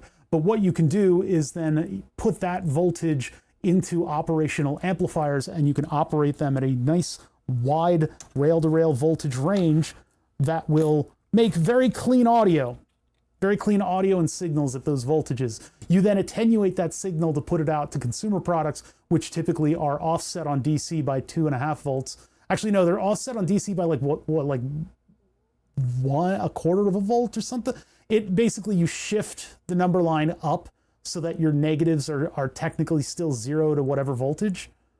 But there's very little volts in modern consumer audio. In professional audio, I think there's more volts, but in Eurorack, there's a ton. And the reason that they do that is so that all of the equations and the transfer functions are easy, and your signal has a lot of clarity in its range. So you're not limiting the range to where, you know, your cell phone's going to make it go dit. That won't happen with Eurorack because we've got vast voltages for all of our different signals. So for controller voltages, things that replace you twisting a knob, those can be -10 to +10 volts up to. Actually, it's audio, I think, is what's negative to +10 volts. But generally, everything is going to be 12 volts capable. Like if I put a 12 volt signal into something, it'll simply top or bottom out, and it won't. That's maybe not the phrase that I want to use. Anyway, it won't blow it up unless you put like 50 volts into your inputs. But then you have different ranges for different things. I think it's 0 to 8 volts is like a control signal most of the time. Audio can be ±10 volts, even 12. And then like a trigger signal can be down to 5 volts. But there's so many different manufacturers, so many different standards in Eurorack. It's basically like everything needs to be 12 volts stable, and what you do with it from there is up to you. A lot of my designs, a lot of the stuff that I build in Eurorack for custom modules and things like that, I am operating off of mutable instruments as sort of circuit library in order to produce them, because there's a lot of really good mutable stuff out there that's based on designs that have been around forums and stuff like that. There's only a certain number of tasks that you really can do in Eurorack module signals, especially if you're bumping stuff over to digital. So you pretty much, things come in, they get scaled down to 0 to 3.3 volts, and then things go out and they get scaled up to ±10 or whatever's in that range. That's essentially all we need to be doing. So inputs and outputs, it's just different circuits, different transfer functions. But with your maximum voltage to a microcontroller, you know, that's going to be your limiting factor. Anyway, yeah.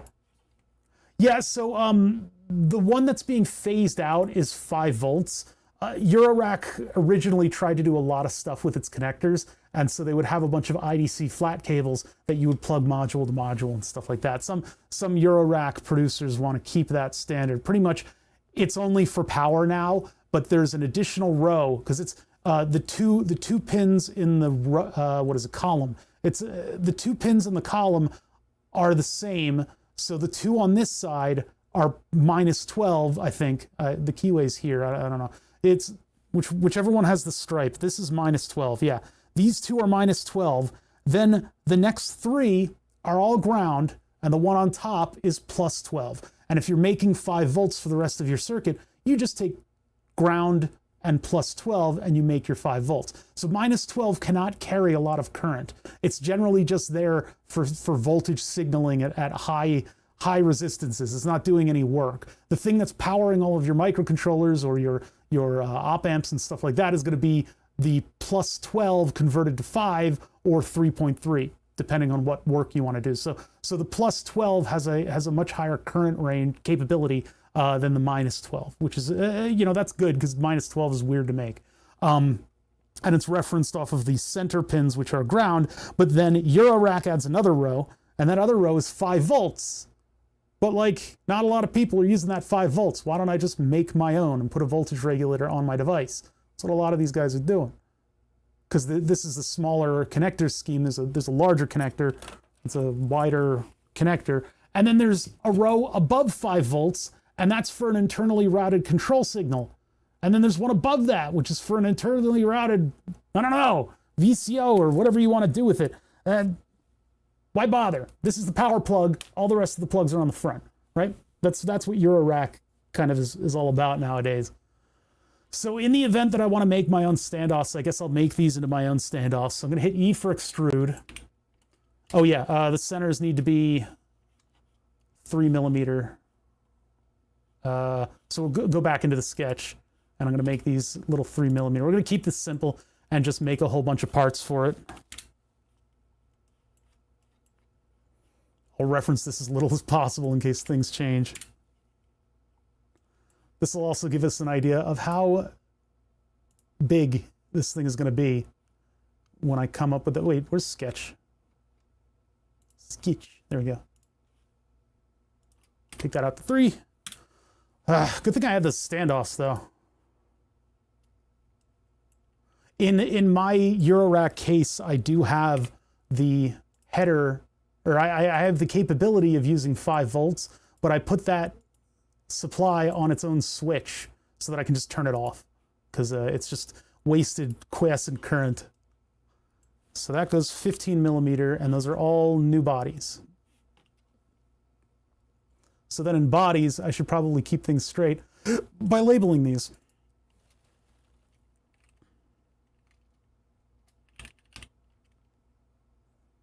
Dean stand 1-1. 15 stand 1-2. There's going to be a lot of these dummy parts. 15 stand 1-3. I would like to fully 3D print this, but the requirements to do so would be weird. I would need a bolt that can slip through the center of 2 15 millimeter standoffs and then grip all the way down. That would just be a bit much.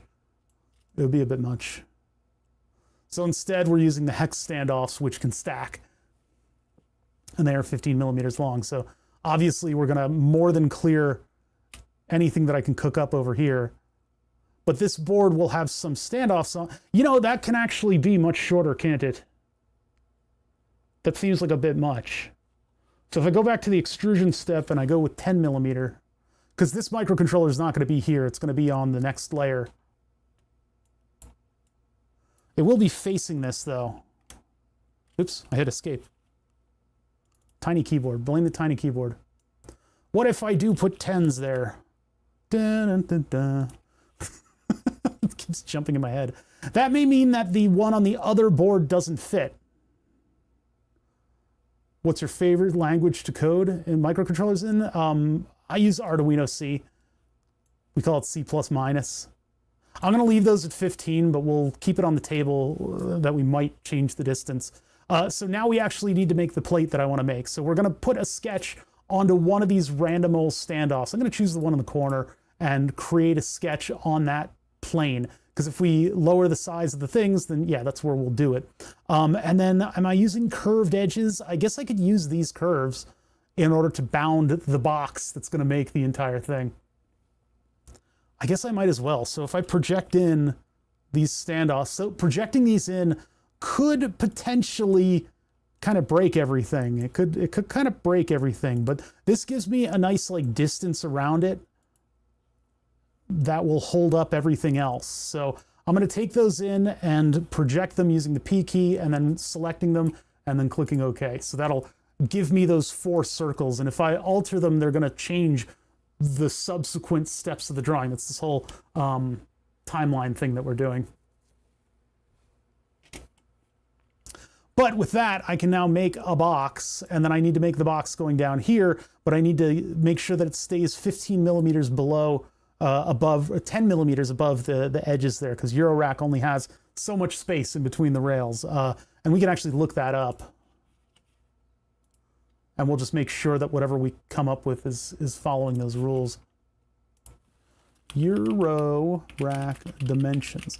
Eurorack originated from telecom and electrical engineering like stuff standards. It's basically these little panels that you can put together in order to make the various things that make up your test rack. So you can have a 19-inch rack with a bunch of panels on it that do different things. It's its own little standard. It always kind of I always find it delightful when I find a YouTuber that's making actual test equipment, like electrical test equipment, what's his name? The guy with like the wrench for the logo, who does all kinds of really advanced science stuff. He was putting together like a really advanced machine that was like highly tuned and sensitive and blah blah blah. And the front panel, he shows it, and I'm like, wait, that's Eurorack. That's something else. Okay, this is from Dopefer, but this is a good little layout of all the dimensions for making a rack panel. That would be the dimensions from hole to hole,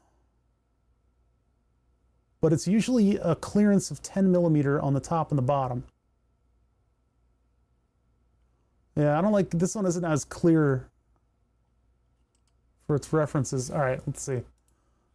Where's the cool image that oh, here's one. That's what I was looking for originally. Oh, this doesn't detail the clearancing for here. Well, it's 10 millimeters off of, so it's 128.5 millimeter, and then 106.5 for the stuff. Yeah, 106, 128. So that's a little different. That's kind of a slip fit. I've been doing 10 millimeters off the top and the bottom, but maybe I've been making things too wide for the Eurorack standard. All right, so we'll check against that once I make the stuff.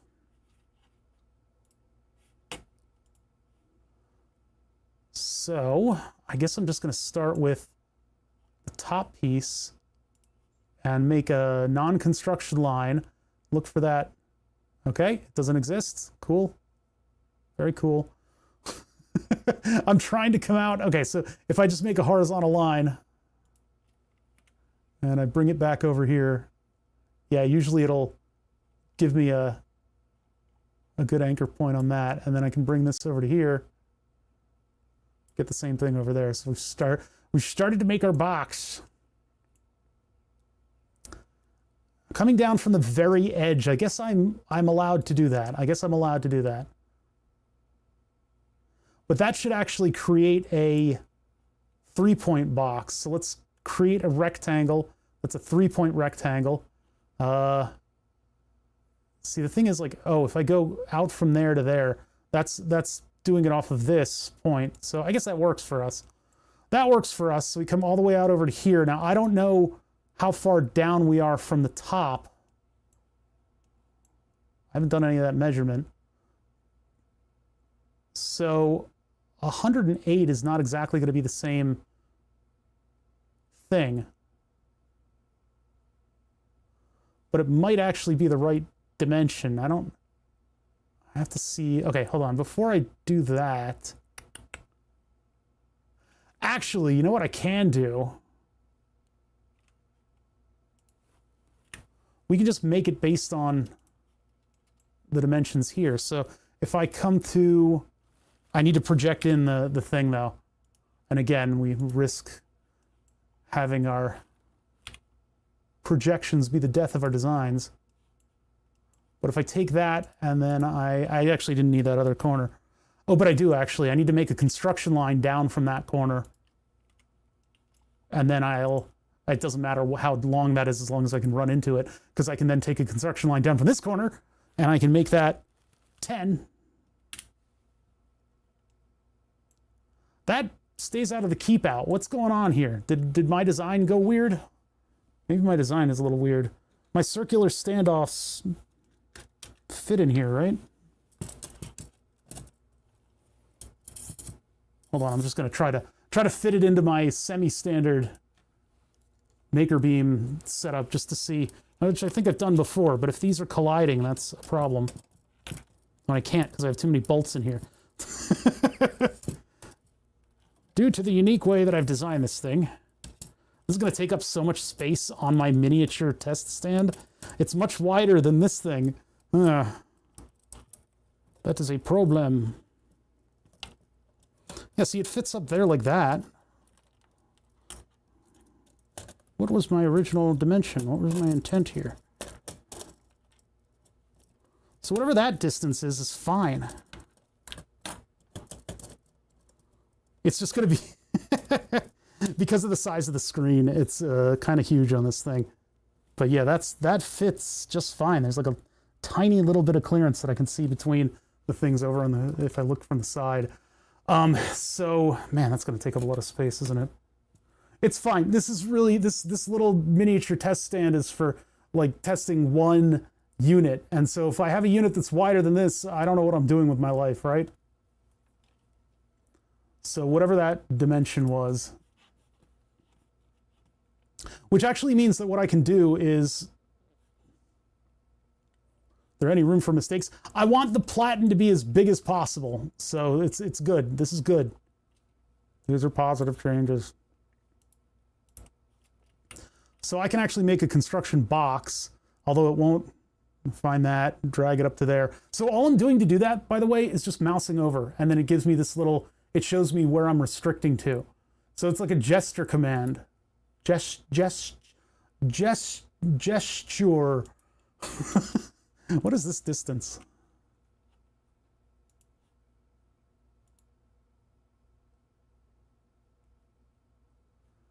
8¼ millimeter. Where did I come up with that? That must have come from the Doepfer stuff. What's the Doepfer? 128, 106. What is calculator?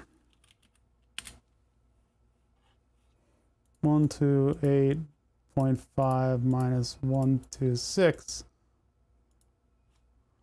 2.5. What? No, that's not right. Oh, 128, 126. 128.5 minus 106.5. No.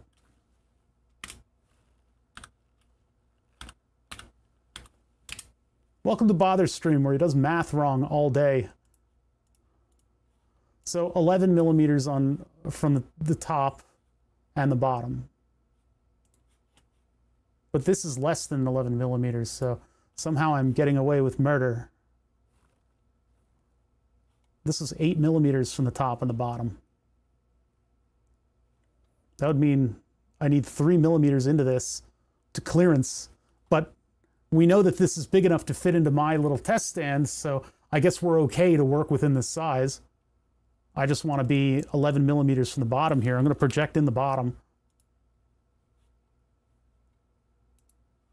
And then do, that was what, 8 millimeters? Was it 8.5? I'm just going to do 8 for now, and I'll take another look at it in a second. I got too many numbers swimming around in my head.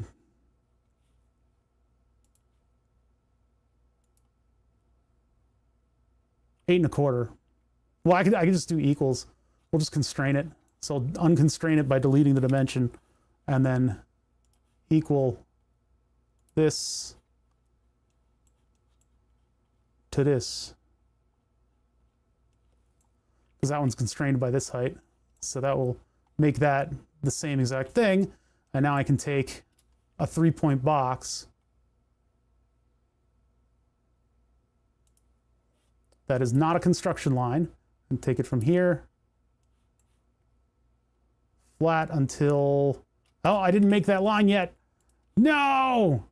I just need just like a line to intersect with here that doesn't need a dimension. Okay, so rectangle, 3-point, not construction. I'm hitting the X key on the keyboard to get that to change, and then take it out until it collides here at a right angle, and this goes all the way down, and if I click on this point that we've got right here at the end of this line, it might not constrain to that. It did not constrain to that. Why are you like this? Whenever I do that, I guess that little, whenever I click it to that distance, it'll go to that distance, but it then doesn't constrain it in any way. So what I need to do is take this corner, because I guess it's making 2 corners when it does that. I don't know, it's just weird like that. So if I actually just grab that corner and I drag it down to that point, boom, now they're constrained. So now this thing is all dialed in with dimensions. It's dialed in with dementia. Okay, so what I can do is extrude this the size of our plate. So that's all we need out of this sketch, apart from maybe some chamfered edges. But we can, sorry, bit of a hiccup. We can chamfer these edges later.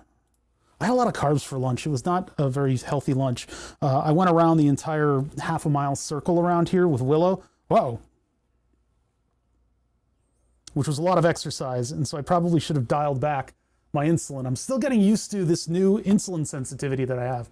I'm much more sensitive to the insulin in my body, and so it's reacting a lot stronger. And the Android Auto Pancreas system is yet to actually catch up with that. So I've added exercise, and I think my glucose level is more sensitive to exercise now. So I need to factor that in and potentially change some stuff in order not to spike low. We'll see. It looks like it's coasting out a little bit, so we might be good. We might be good for the rest of the afternoon. I may start getting like crampy later from the blood glucose swing, because I went up to 260, which is much better than what I used to do. I mean, you can see there, like I've eaten at about noon. I slipped into hyperglycemia, and then at about 2 hours later, I'm back to normal, which is unprecedented in the history of my personal journey with diabetes. It never used to be like that. All right, so we're gonna extrude a big square, I suppose, and then I'll wanna do, actually, you know what we're gonna do? We're gonna extrude just the platen and not the screw supports for it. And then I'll do like a radius thing to it. Or I could just, actually, I think I'll just immediately do the, I'm trying to think of how I want to put this thing together. We're trying to make a cool looking grid out of this thing. So I think what I want to do is actually do an outer radius from this. What's up, Haystack? How's it going? So let's just extrude a big square first. A big square with a couple holes in it.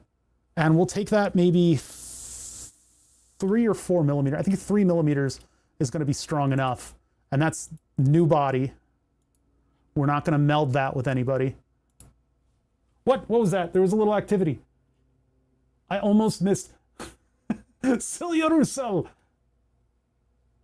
With 104 months of subs, I'm getting closer to 420. But it's... Is 104 close to 420? You know, depending on the scale, it's very close. This is, so when I do Fusion streams, I don't know if John Fusion is going to be too proud of me for doing it this way, but when I do Fusion 360 streams, I'm as much figuring this stuff out as you guys are. A lot of this stuff is just me kind of exploring all the features of this program and sort of working within them. You know, 2 millimeter might be what we want. This looks a little too... This is a little too thickness, a little too much thickness. So let's take that to 2 millimeters. So just change the extrusion to 2. And then I'm going to use the shell tool on this and do like a 3, maybe a 4 millimeter shell. And let's see.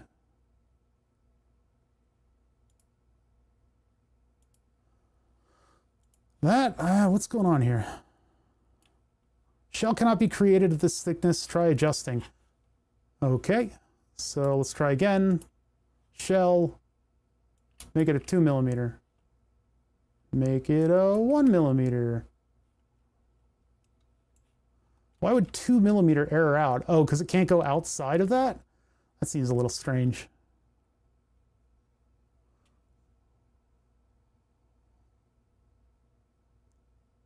Okay, so I guess the first thing I want to do is the chamfers and then do the 1 millimeter shell. But it's not, okay, so it's not like, I think it's getting confused about this here. And so when I do the extrusion, I can just leave this out. No. Oh, is it not contacting over there? What if I...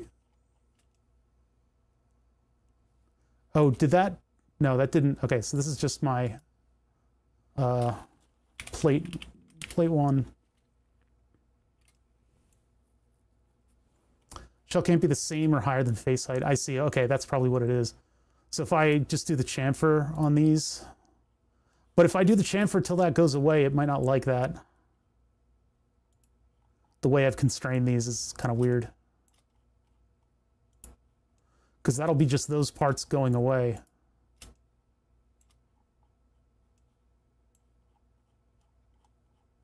All right, eventually we'll zoom in on this. It's coming right for us.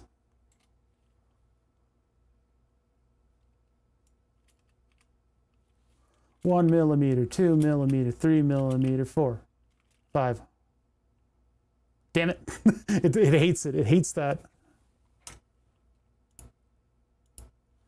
I think it's because this isn't colliding properly, and so we're not making its own. Let's check it with a sketch. Where's my sketch? There it is. Yeah, if I'm using the edge of the module, I shouldn't be doing that. So what then? Well, delete this.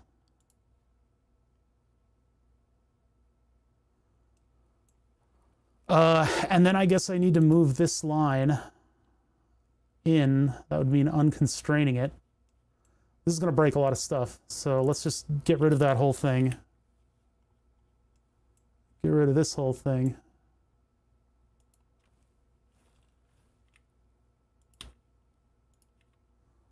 Yeah, I'll just get rid of them all. It's going to unconstrain this one. We'll have to do those data points from the center, so I don't need these projection points anymore. Am I allowed to delete them? Yes, I am. Okay. Don't need the projection points. Although, no, I do need the projection points. Wait a minute, bring that back. Control-Z. Actually, no, I don't need them. Redo. Undo, redo, undo, redo. Like I said, I am discovering this just as much as you are. My intrepid fans watching this show.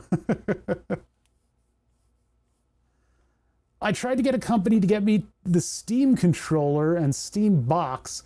They wanted 280 euros for the service. Jeez. The Steam controller is pretty cool. The Steam box, I mean, none of us should be shocked about the price of it, but it is kind of annoying that the price is where it is.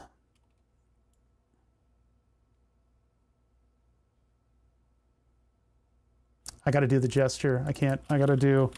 So I got to take the rectangle tool as a construction rectangle, and then I have to mouse over this point, and then magically I've got a dotted line connected to it till we reach there, and then I got to mouse over this point, and then there. Okay, so now this is our initial point, and then 8 1/4 millimeter from the top, we're going to put from the center. So I'm actually going to project to the very bottom, and then I'm going to take the center of that and go 8.25. I mean, technically I could put a line from here to the top and double that on the bottom. I'm going to do that. I'm going to do it that way. Oh man, I took a heartburn pill. It didn't listen. Valve doesn't sell its hardware in Norway. Oh, so that's how you guys do that then. I see. So I just projected the top as a construction. and then we just intersect it with that line. And then I come down here, and we go up with a line, but I don't give it any dimensions. And I hit equals this, the unconstrained equals the constrained. This. Bada bing. Okay, so now I've got an equal distance from the top and the bottom that I can use a 3-point rectangle on. And I've got a distance to the edge of this thing and this thing coming up with this corner here. So if I hit that corner with a 3-point rectangle, just let me cook and then I'll be back to you, silly. Sorry. Yeah, that's a big fee, but I guess it's, I don't have one. Oh, wait. No, that's coming off of there. That would mess up everything. I got to do the same rectangle from this one then. 3-point rectangle, mouse over. Not 3-point, what am I doing? This guy. There. There. Oh, wait. Nope, that didn't do it. This rectangle, construction, mouse over, drag it, and then we come over here, and it assumes, and then we get our points for the 3-point rectangle. Jeez. This is all just like finding datums and symmetries. So the inside one all the way over here to the inside one, and then we go down, diggity down, all the way to this center one, but it's not constrained, so I need to do the triangle constraint. The center point of this goes to here. There. Done. There. Now we're all constrained within the model's limits, and we're up to the edges of these two, so I don't even need to extrude this little area right here. I can just, well,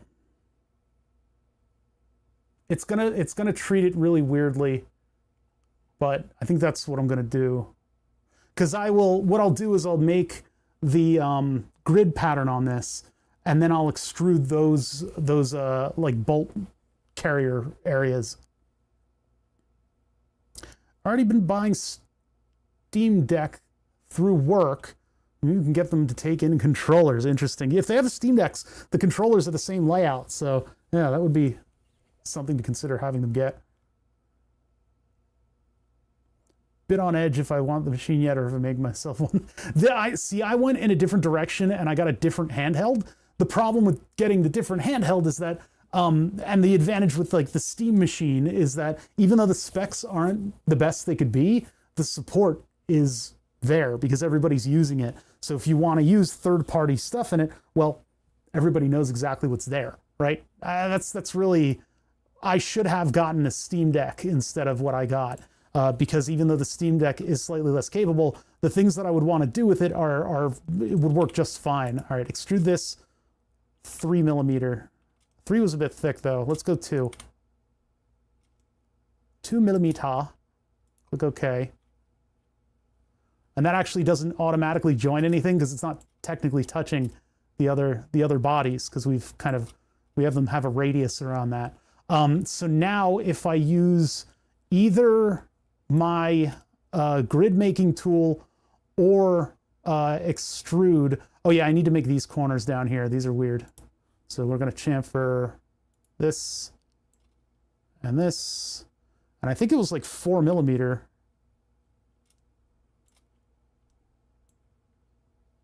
Yeah, 4 millimeter to the center would make an 8. So that'll just make that look uniform.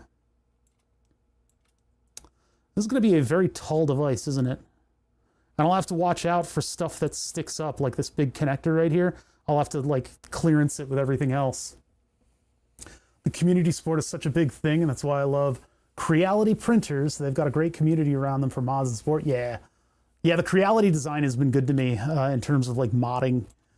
So this is where like user plugins come into fruition. I have I forget if it's an add-in or a script. I think that's inspect. This is the gear generator over here.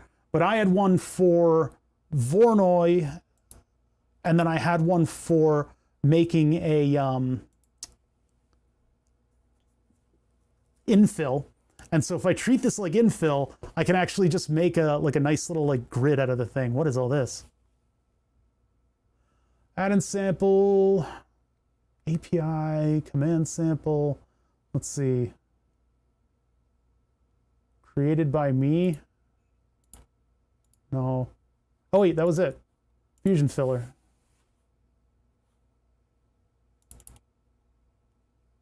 Okay, so now I've got these two filler gears. One of them crashes and the other one works. I don't know which one is which, so I'm going to just try the first one. And so my solid infill, the size, this is an inch. I can change it to millimeter as long as I stay consistent with the measurements. I forget what the good settings were. Let's do like 10 millimeter ribs. The shell thickness is going to be 1 millimeter. And then the major size of these is going to be something like 3 millimeter. Is that kind of big? We'll see. Now this completely hobbles the program for a minute. But I choose the solid. And then I click OK. And it either works or crashes. 10 is too thick for the ribs. Wait a minute. The ribs should be 2 millimeter thick. 3 might be a little small, but let's just see what I create. And then the Fusion filler is going to run, and it's an old plugin. 10,000 steps. Oh, no. Oh, no. What have I done? Maybe they should have been 5 millimeter. 10,000 steps.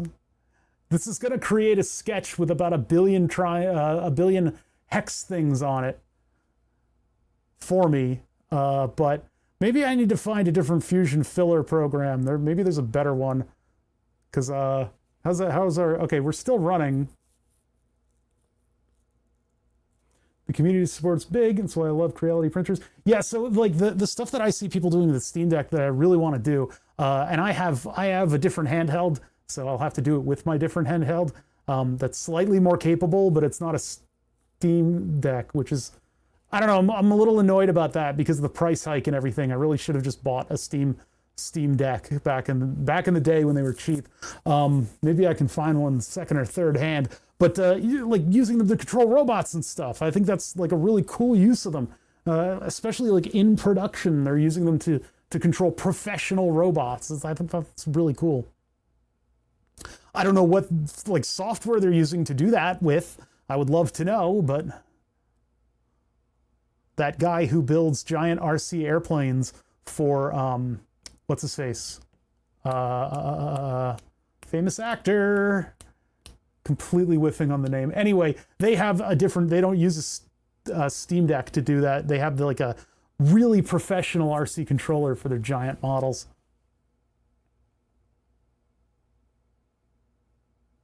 It occurs to me that this 8 millimeter radius thing is going to be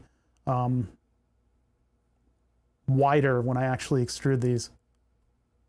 We use Steam Deck for easy portable rack consoles, connecting them up with USB-C to the rack on a custom OS. Oh, that's cool. This is a lot of steps. This is going to be way too many. Cool. Thanks, man. All right. Cool. Okay. All right. Well. Control Z. Control. Oh, no, that's, yeah, the fillet. Okay. So we use the second one. And a little menu pops up. And the little menu pops up. Use the second one. Oh, update filter features. Oh, that's okay. So solid infill. I don't know, 5 millimeter. 2 millimeter. 1 millimeter.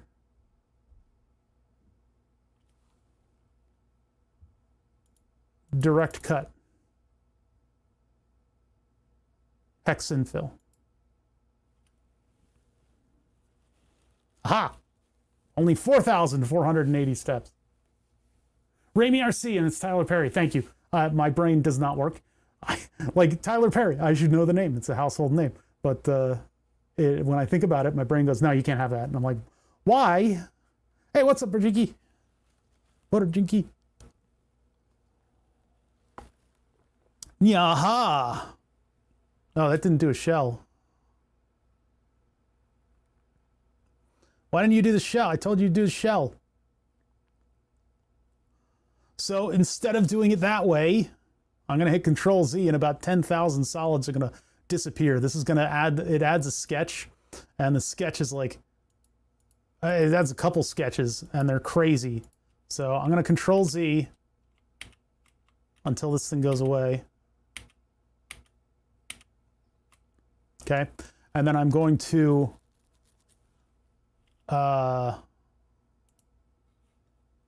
core this thing out with 1 millimeter.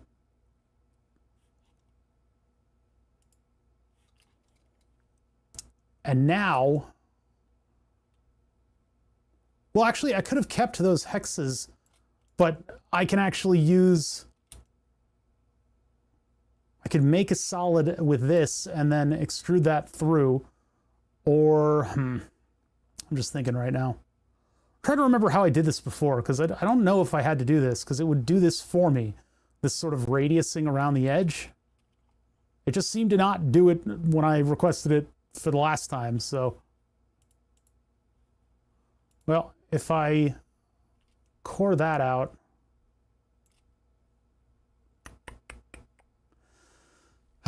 Okay.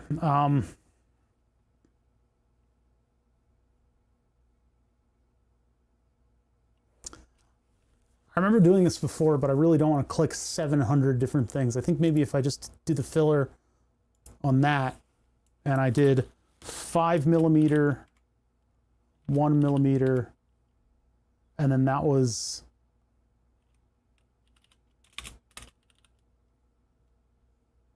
it 1-1? Kind of forget. All right, let's try that and direct cut and okay. Let's see what it does.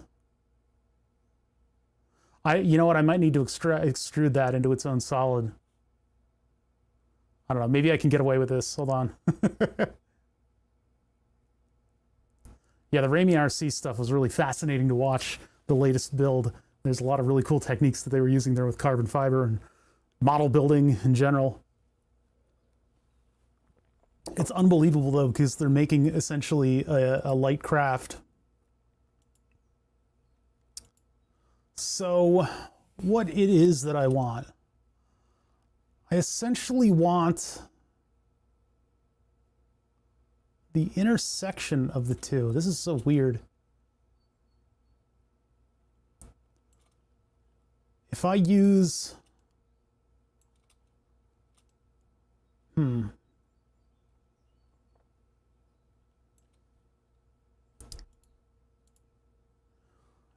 okay, so if I take the plate without these, just the plate. Oh, I see, it reduced my plate to like nothing. What the heck? This one, and I extrude this and cut it off. So that's just the radius. And then I take, and let's take get the pillars out of here. No pillars. So I have this guy and this guy, and I combine them. So take solid, and then we're taking the combine tool, and I'm combining this and this. Just hit Shift key to hit both of them. And then the operation is the combination of the two, and click OK.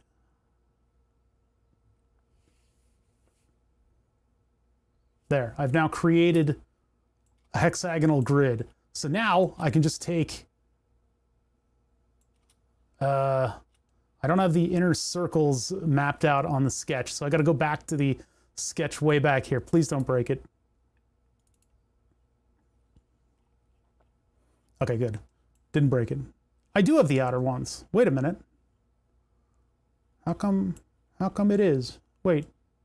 Oh, I don't have them down here. Okay. So these are... Oh, nor do I have it up here, actually. I think I'm just looking at...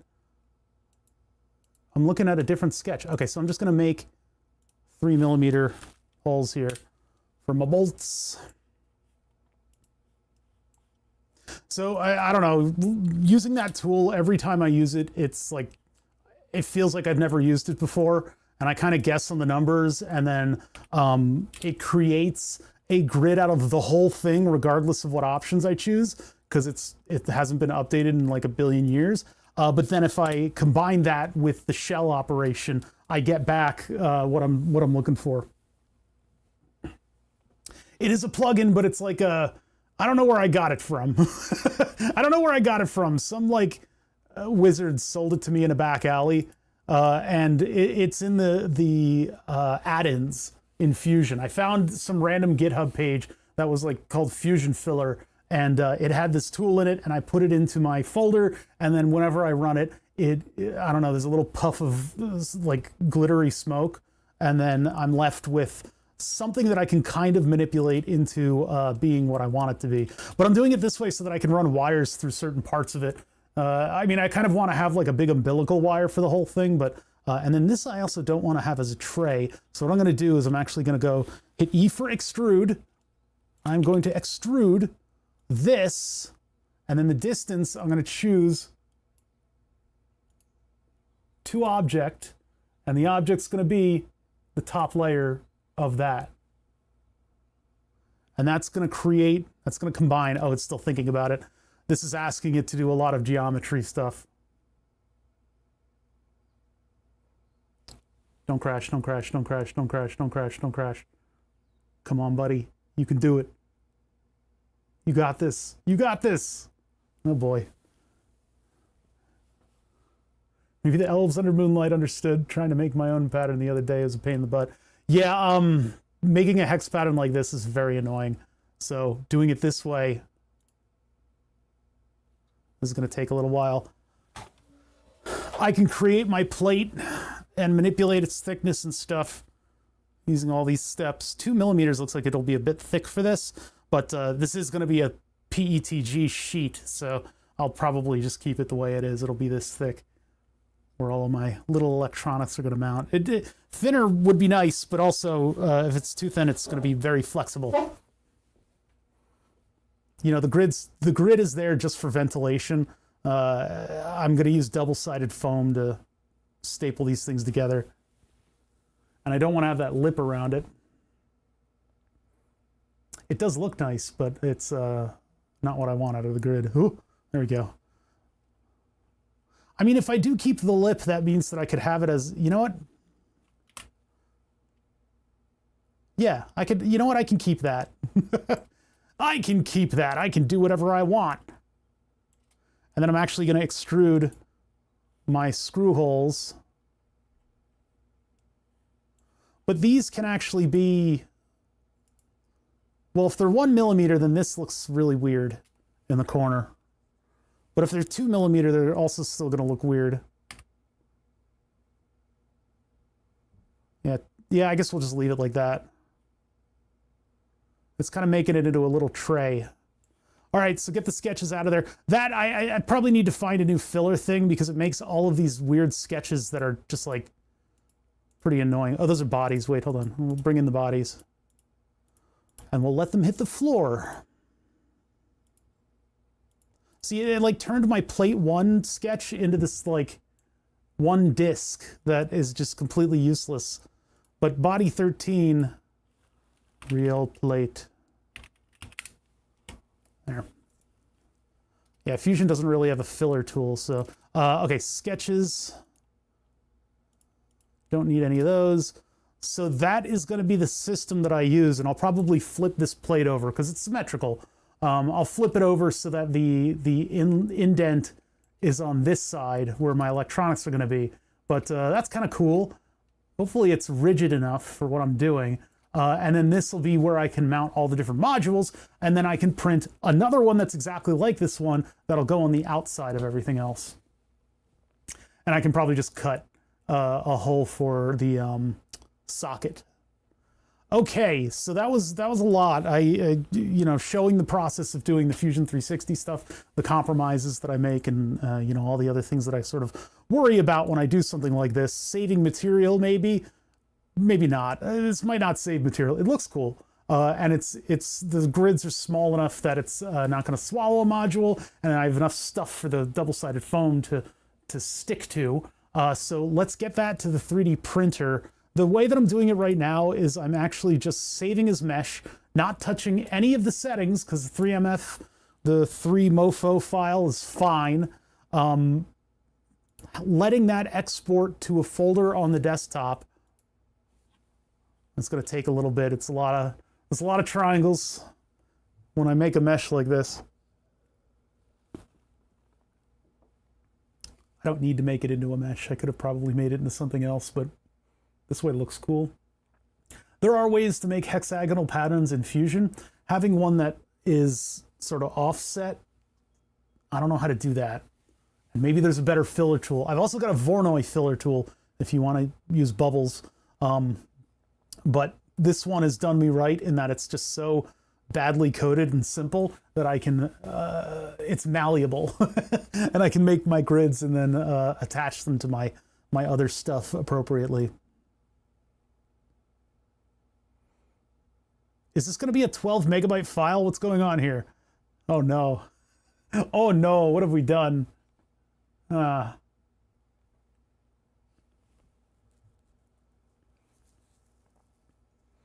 just wanted a workspace. That's all. Maybe the future version of this, instead of having plates like this, I'll have plug-in cards. I'll have ISA slots. Huh.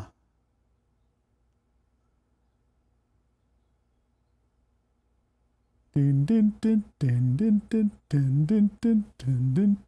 a clown. Wait, I hit save. I hit save. I don't know if it uploaded the job, but if I hit save, at least it'll have something to back up from.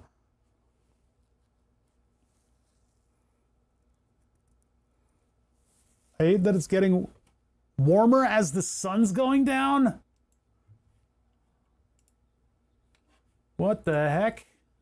What is going on over there? I thought you guys knew how to do summers. It wasn't so hot.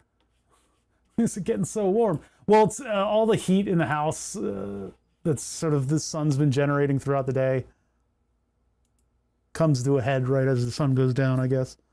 It happens around here. I don't know. You guys got to start changing your infrastructure, I guess. We got attic fans, and we've got you know, automatic attic fans, and we've got central air pumping in. It's actually kind of a little bit cold down here right now, which I'm sure none of the Europeans can relate to, because you guys live in stone hovels, what are designed to retain BTUs. Are we ever going to see the other side of this program? I don't know. Let's see if it showed up in the folder. So desktop, temp prints. No, not yet. It'll say real plate, and it'll be a 10 megabyte file. I don't remember this being so computationally difficult, though.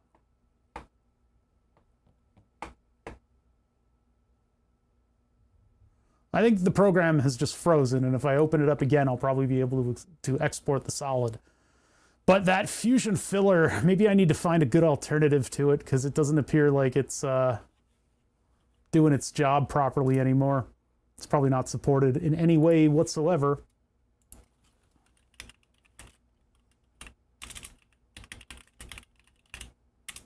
There's probably one on their little like marketplace that can do it.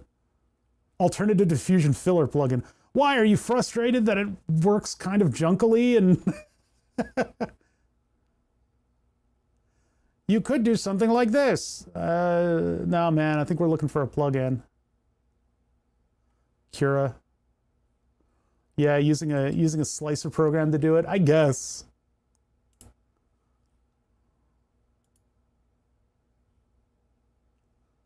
The Fusion filler is supposed to work much better than that. This is the plugin. So it's from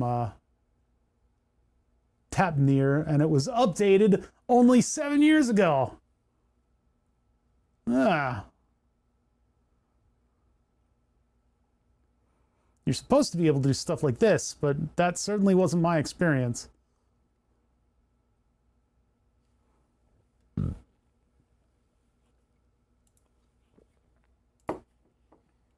Okay, we are fully frozen. We're gonna start this up again. Wait for the program to respond. Maybe I just scared it by Alt Control deleting it. Sometimes you kind of have to poke the bear, and then it wakes up and kills you. Not gonna wake up and kill me? I need to get a haircut. Okay, fine. You win. Close. Please wait while we tell Microsoft that a program has actually crashed on their operating system. This is going to change everything. Joe Microsoft is going to lurch up in their seat. And a call to action behind closed doors occurs as we analyze and scrutinize exactly what you've done to crash our completely reliable operating system. We're on the job 24 hours a day.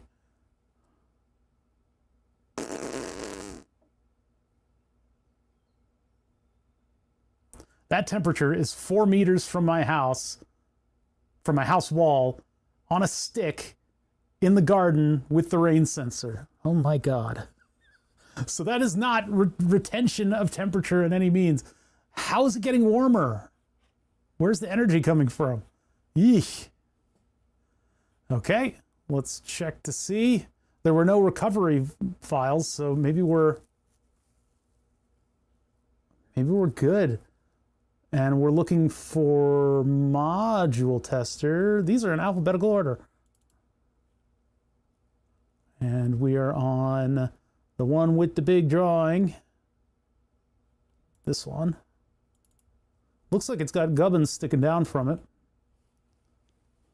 Gubbins. I love that word.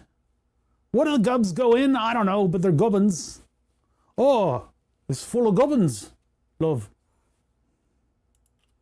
Oh, yeah, oi. I probably could have chosen a better multiple so that this doesn't look stupid, but oh well. Okay, and then crash my computer. Go. Oh, go.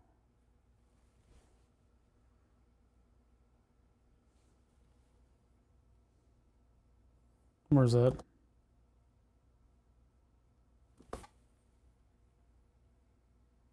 Carry the 1. Divide by... Oh, it's already... No, wait, no, it's still exporting. It's still going. That one stopped audio, right? Yeah, good, okay. I can't hear that, so... I can't hear it.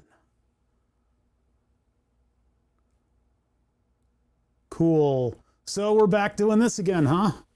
I think this is where you go get a cup of coffee and come back, and then it's finally exported it, because it's a lot of little triangles for it to resolve. I don't know what the computationally the lightest output from this would be, and I don't know how big this file is going to be. This might be enormous. If I was a crazy person, I could model all of the little daughter boards that I have to try to rearrange them in CAD, but I think this is one of those things where if I actually just have the plate sitting in front of me, it'll be more fun to just, you know, rearrange them on the desk to see if this is possible. I think I'll be able to fit all of the modules, and I hope I will be able to fit all of them with room around them so that we can wire this thing up nicely. It's going to be pretty much like a wiring harness, like a thick wiring harness for this whole thing. But if it doesn't ever output a file, I'm in trouble. This is not that complicated, let's be honest. You can do this, Fusion 360. I believe in you. I believe in the you that you believe in me that I believe. What? I guess on the back plate I could have put a little recess for the screws, but that's getting a little fancy. So, what are you guys doing? Anything cool going on? You guys going to the pool later? Or have you been to the pool? I guess it's 6 hours from now over there.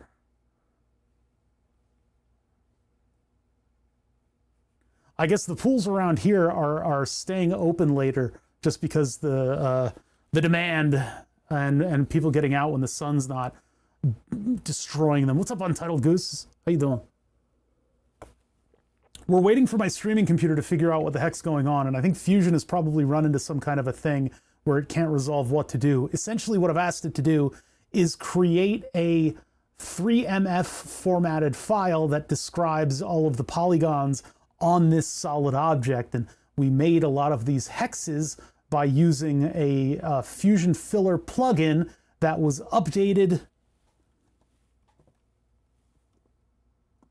8 years ago. So naturally, the computer is probably trying to get out, the Rosetta Stone and figure out what the hell's going on. It's looking at this big blueprint like, oh, geez, I got to do all this stuff. And for some reason, it's not resolving it. So I don't know if something needs to time out, or I don't know. In the past, I have been able to export these types of things, but I think it's trying to calculate a lot of polygons. I think resolving it into the 3MF file is not as clean as just simply following all the outlines. It's making multiple vectors for everything. Just got home from work, so typical Autodesk problems. Yes, yeah, that's pretty much it. I think, because in the file, it's not as clean as the Fusion solids, so it's creating like a lot of polygons. I think maybe what I need to do, maybe I need to choose a different format. Maybe it'll be able to export a little bit more cleanly. What can Super Slicer handle? Can it handle Fusion formats? I doubt it'll be able to do a step file.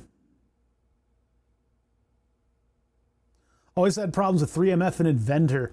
I was going to use Inventor. I started a little bit in on Inventor. The workflow, I think, is about the same, but I don't remember where we started when I was in college. We had to use command line to put stuff together. Orca Slicer can handle step files. Okay. Well, I don't want to use, I want to use my Super Slicer. This is doing it again. We can always quit out of this. I wish I got like a progress. The progress bar is a zebra pattern stripe. Oh, and I can't show you guys because I can't drag the window around because it's all frozen. Wait, you guys can't see the top of the bar up there. What's going on? Does that mean everything's scaled? I guess it's just what I'm broadcasting out. Is there... I think there's a black line at the bottom of the screen. Wait a minute. Oh, but there's one here too. But that might just be my monitor. Hold on. Display capture. No, that's locked in. Never mind. Yeah, that's exactly the right size, I think. But it is cut off at the top. I guess my monitor is not the same. Oh, no, you know what it is? It's the, is it the view window? Yeah, okay, now I can see. So that's not, why is that not stretching properly? It just worked! I got so distracted with the size of my display here. Hold on, I'm looking at the OBS.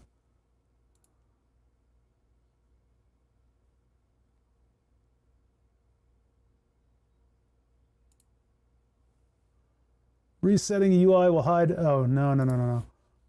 Oh, there, that just scaled it for some reason. Why did that just suddenly? Okay. That's this control. Scales to window, yeah, that's what I want. But why didn't that, like, kick in? Weird. Okay, well, now I can see that you guys can see everything on the window, but we just outputted the right file. Oh, God, how big is it? I could make the jokes, but 228 kilobytes, that's way bigger than anything else that I've made. The pedal brace is the only thing that rivals it. It's 74 kilobytes. 228K. I don't know if we can handle that. All right, I'm going to use, so here's the deal. Right now, as it is, Super Slicer on this machine doesn't start up properly, and it's got old settings. And the old settings are 5 degrees less on the print bed. So what I'm going to do is I'm going to start up Octoprint. Well, we've already got Octoprint here. I don't know if this one is still interfaced. So let me just do a restart, and I'm going to start up, turn on the actual printer, but then I'm going to use Discord to transfer the file to my main computer over here, my main man, and then I guess I can point the camera over to the computer and maybe you guys will be able to, oh, Octoprint, are you ever not? There we go.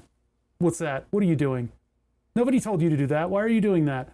Keeper of Maps, thank you for subbing at tier 1, saying good afternoon. Hey, how's it going?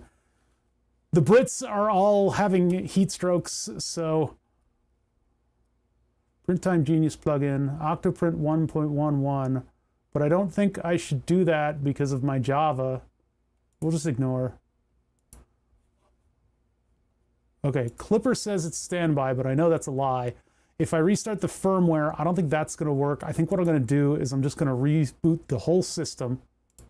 And while I do that, I'm going to load this stuff in. Oh God, I got to do this.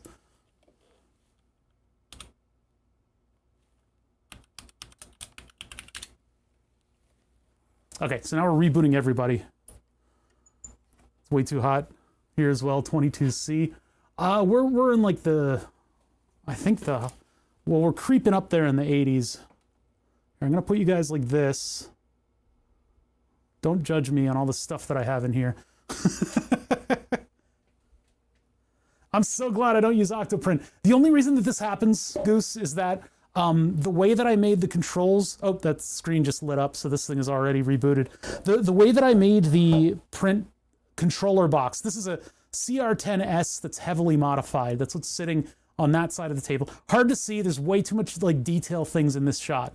This is a busy shot, and I know not typically to use it, but the way that I made the power button work is that the power button turns on one of the power supplies that supplies the rest of the printer with power.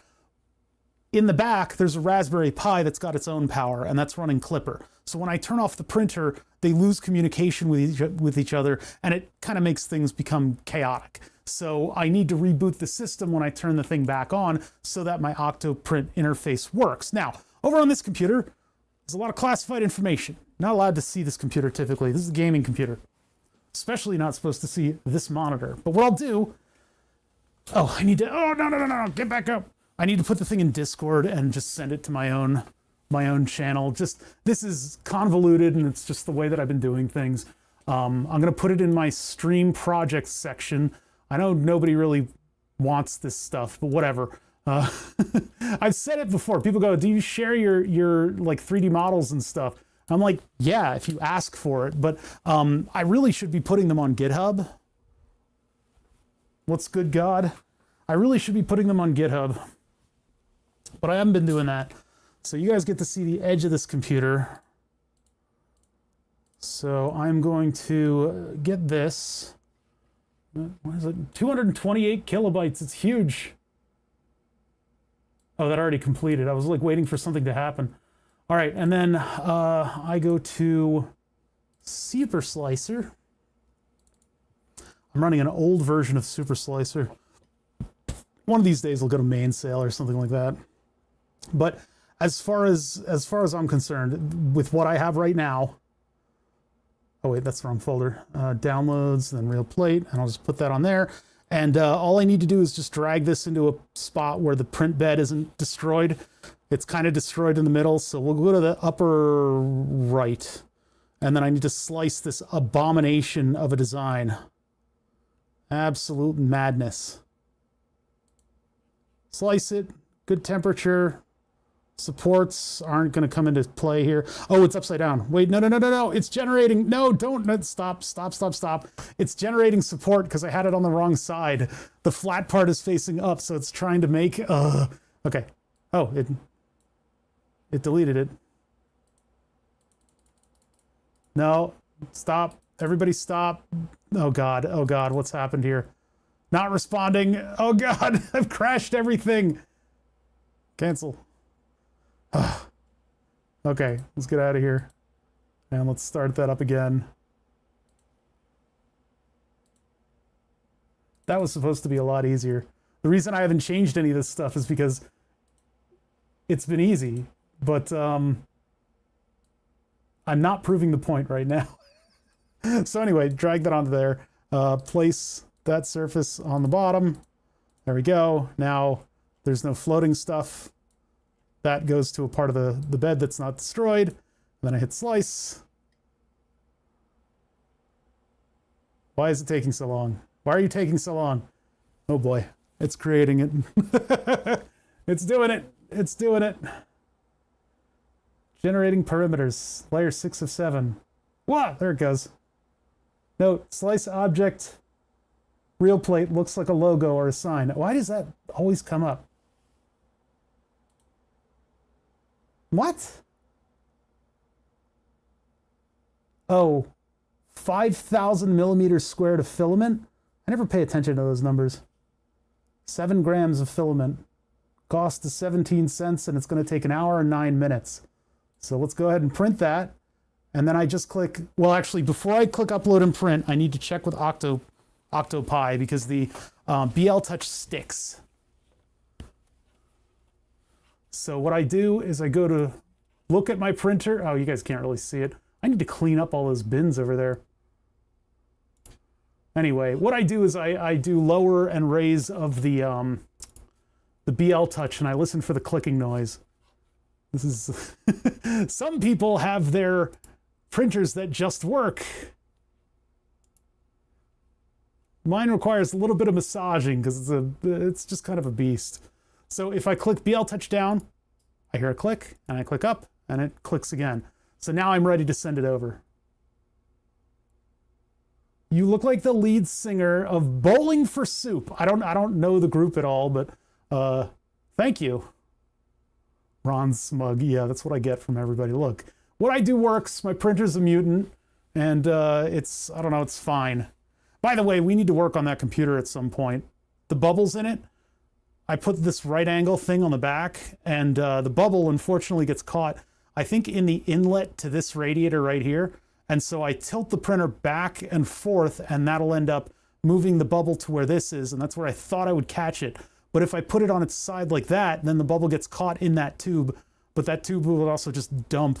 So I need to go into this and turn everything 90 degrees, and then take the 2 radiators and put them on that thing we 3D printed. We designed this in Fusion over there. This is an adapter for the 2 80 millimeter radiators into one 200 millimeter fan. So if we can get this thing on that 2020 rail stand, then I can have one 200 millimeter fan running air through this. Possibly 2 if we put another one on the other side. I'd need to spend some time printing it, but I do regret that we never did the drafting from this piece to the front of this, because it makes for this weird pocket over here, and it possibly could use a little less material if we had a 3-dimensional shape on that piece. But it did print pretty well. There's just a little bit of roughness over here because of the way my printer is. Just because of the way it be. But yeah, we could have saved a bit of material if I drafted this bar in the middle up to this stuff and had it do like a soft pointy thing up here. That would have been kind of neat. Maybe we can figure that out, but I'll need to print another one of these because I want to do push-pull on that. All right, so anyway, going from here, I can just hit send to printer. And then in about an hour, I'll have the device, the plate, but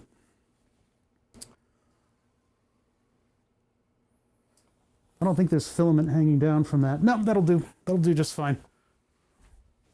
Probably should move some stuff so we can see the printer, but, and this go down a little bit. Go.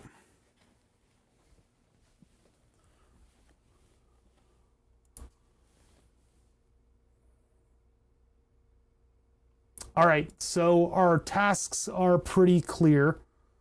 I'll race you, I gotta print a plate too. This thing has been destroying my computer, Shorty. We use the, what is it, Fusion infill thing. I'm not even gonna edit these. I would like to massage these and make them look a little cooler, but I don't think I have the luxury of that. But I use the Fusion filler plugin, which is this GitHub here. Oh, hold on, where is that? What are windows?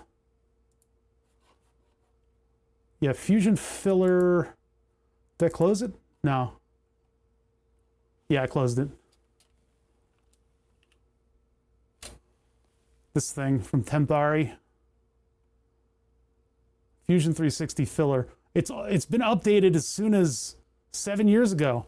It completely hamstrings your computer every time. There's got to be a better way to do filler in Fusion. But I had to do some like combining and recombobulating because I tried to output this even as a 3MF and it froze my computer for at least like 3, 4, 5 minutes. It is not, I don't know, it's not a good tool anymore. I need to look in their little like marketplace to see if I can figure out a good tool for that. But basically what this is supposed to do is we're building on my old ideas, and I'm making a module testing module with 6 channels that will be configurable for input and output, and they will also self-tune. So everything will be hopefully within, you know, scientific parameters. But I also don't want to just make this on one single PCB because I couldn't figure out where to put all the electronics. It's a little too restrictive in there. So what I'm going to do is build this thing out to perforated prototyping boards, and then these platens that will have devices, the little breakout boards taped to them. So I'll have boards like this little guy, this little I2S audio board. Hold on. Ah, that's the nuclear bomb going off. Okay. This little I2S audio board, I will be able to tape to that platen, and then I'll have the pins sticking upwards so that I can wire wrap around them. And it'll be just this giant wiring harness. I may use a coaxial cable for these just so that they're shielded, because this is where analog signals will originate. I'm not sure though. Yeah, the slicer might be able to do it if I lower the number of plates and then give it a millimeter radius for the slicing. I feel like I'm in more control of it when I'm in Fusion though. But that Fusion filler, when you have a lot of these hexagons, even Fusion, I mean, it's just really struggling with the number of polygons that it needs to worry about. It seems like it's rendering them a lot more smoothly these days. Like this is nice and smooth and easy, because it really, let's be fair, this is going through a graphics card. This is not a lot of polygons. This is not a lot. But in terms of a CAD program keeping track of all the stuff that it keeps track of, it can tend to completely hobble it. And when you pull it through an operation, like turning this into a 3MF, I'm sure it's creating all kinds of vertices inside of here. And so it's got to go through all these individually and make like billions of vertices for something that does not need that many. Yeah, pattern alignment would be better in Fusion, but there's got to be like another tool. Like they have their little like marketplace for plugins. I'm sure there's something on there. I just have to look for it. This is just what we used like 6 years ago to do stuff. So back in 2019.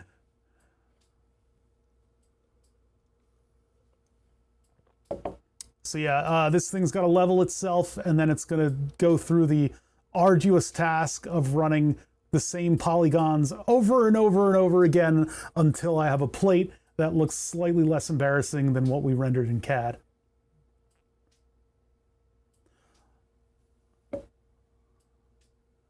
And away we go, yeah. And then once that prints, I'm gonna let it cool fully, because this is a giant flat plate, and a giant flat plate on PETG on glass is a great way to delaminate your plate and remove little crystals of glass from your plate. So I need to let it cool 100% before I get it off of there, and then I'll print another one.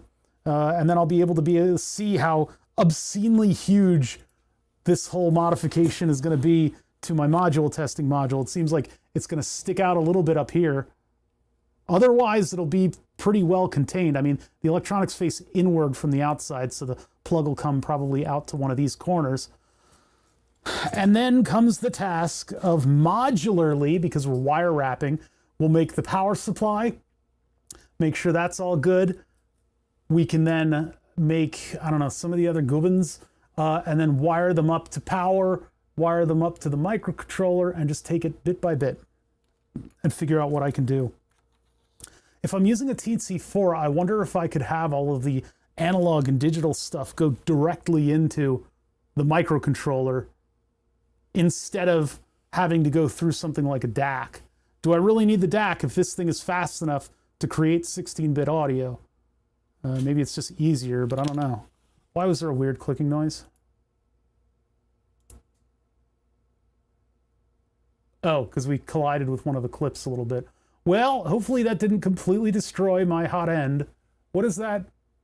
Red. Why is red? Oh, red is the on the air light. That's the on the air light. That's actually a thing that Node Red is controlling that says, hey, you're on the air, dumbass. So if I leave Twitch running, this doesn't work for YouTube. I wish it did. I need to figure out how to do that. I need Node Red to essentially check a web page to see if something says live on it. I moved it a little too close to the clip there. Oh, and this giant booger. No, no, no, no, no, no, no, no, no. No, no, no, no, no. No, no, no, no, no. Meow, meow, meow, meow, meow. Meow, meow, meow, meow, meow, meow, meow, meow. Give me this, give me this, give me this, give me this. You go over there. Out of the way. That's the kind of thing that can kill a PETG print, and usually you don't really have to babysit it with that, but I guess we're just so close to the edge. Don't push me, because I'm close to the edge. I'm trying not to lose my head. I may need to move it. It's like a jungle sometimes. Wow, actually there's all kinds of... What is that? What the hell? It's like powder. What the hell was that? I think it was stuff falling from the hot end when it crashed. If that bent my hot end, I'm going to be really mad. Those clips are what should give up first. Oh, the pattern's very small. Oh, the pattern is very, very small. Uh-oh. That might be too small. The printer might not be able to handle it. Those hexes are very small indeed. I'm going to have to monitor this and see that it connects properly with that first layer. With PETG, you can generally get away with everything if that first layer prints okay. That is tiny. The CAD program did not prepare me for this. Things are way smaller IRL than in the CAD program, and it's a lot of little structures for it to print. I think maybe larger ribs and definitely larger hex patterns, but so far, except for maybe that right there, it appears to be printing okay. The only problem is one disconnected piece, and this is concerning me right here, that things aren't connecting right in that corner. One disconnected piece could lead to a huge booger across the entire print. Which means I got to go back in Fusion and redesign things a little bit.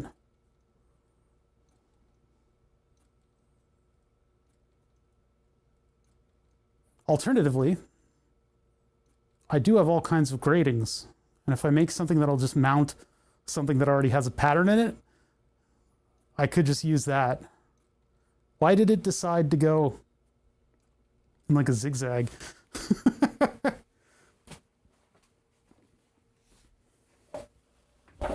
The ETA on the whole print, an hour and like 20 minutes. That's a long time. But it is a giant flat plate. So we're not gonna sit here and wait for the whole thing to print. I just want to see that that first layer goes in properly. It looks like it's doing a really good job of it though.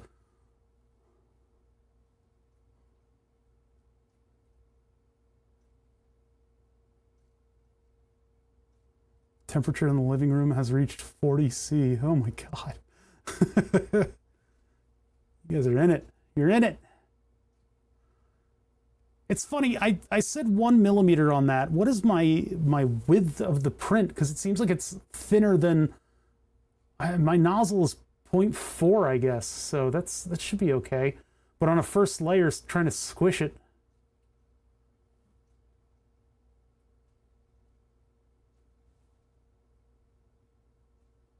Well, okay, I guess, so the remaining steps for this are iterating the design if this fails, which it kind of is close to doing. I think I pushed the numbers a little too far, not realizing what my printer is like capable of, which is being kind of a big solid thing printer.